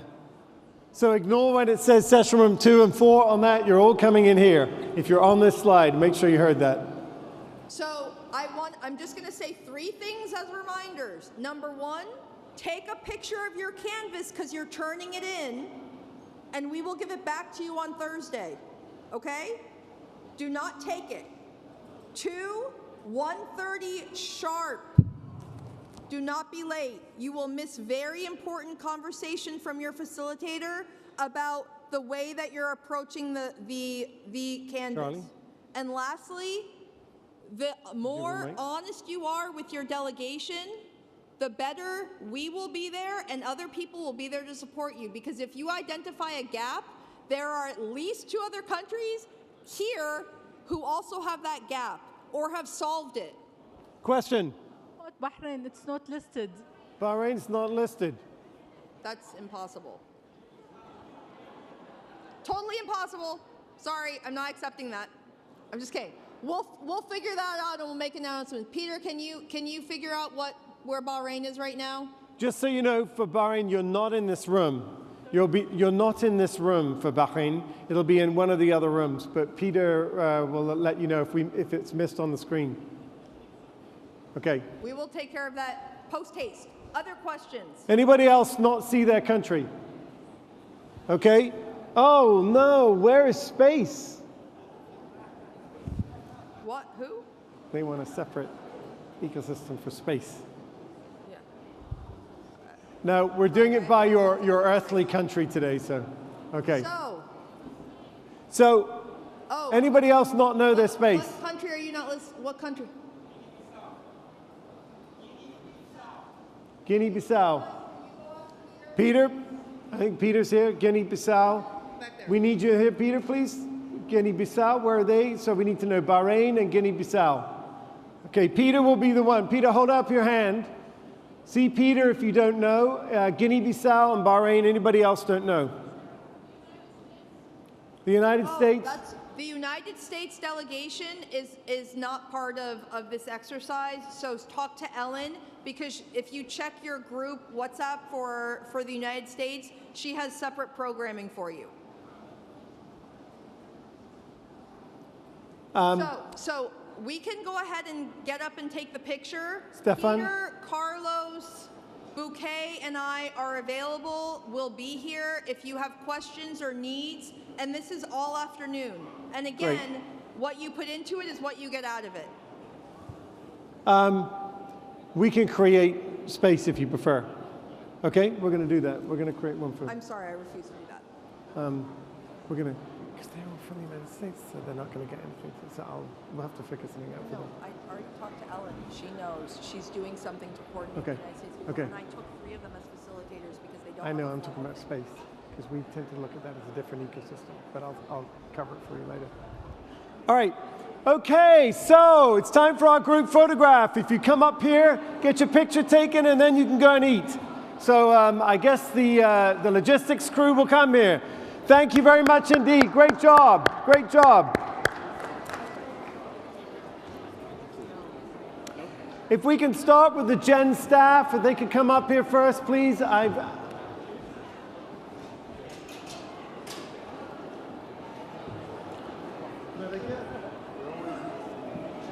Here.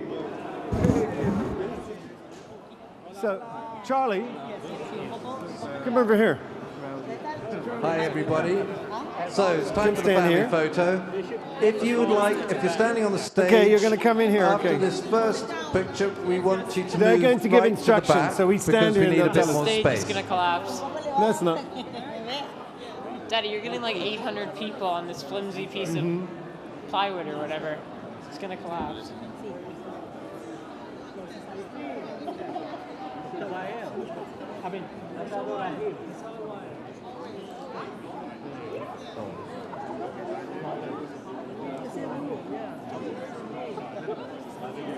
Okay, I'm going to ask you now to move to the back of the stage, please.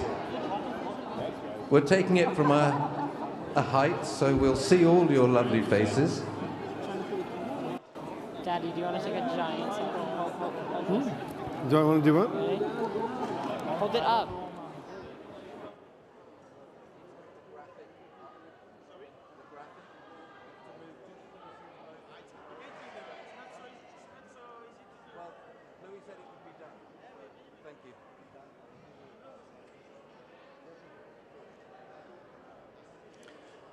Keep moving to the back of the stage, please.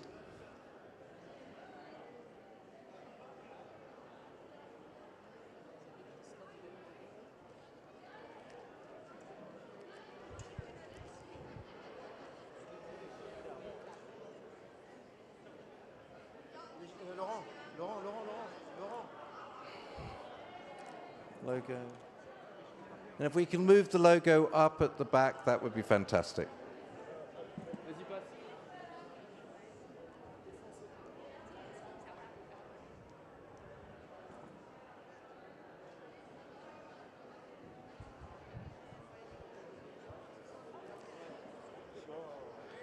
So are we all happy? Are we all smiling? Are we ready? Can I say something? Yeah. We need the front row. Okay, before we do this, I'm going to just ask you once more if everybody can just move about 3 steps back so we can get you onto the stage. Sorry to move you, but it will look better. It'll be worth it. Just keep moving at the back if you can. Get further back towards the wall.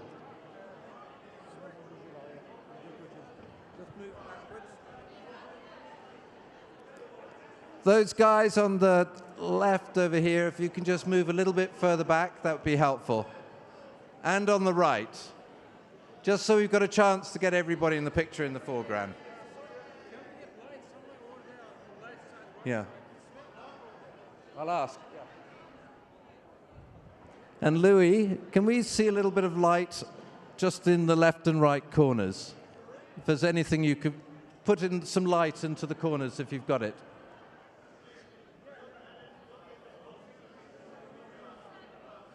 Okay, keep moving back in the center if you can. Sorry, we're just trying to squeeze everybody in the front here.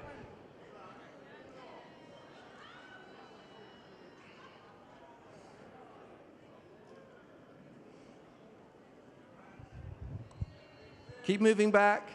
Thank you. Okay, still need to move a few chairs in the foreground. If there's any hands, that would be great.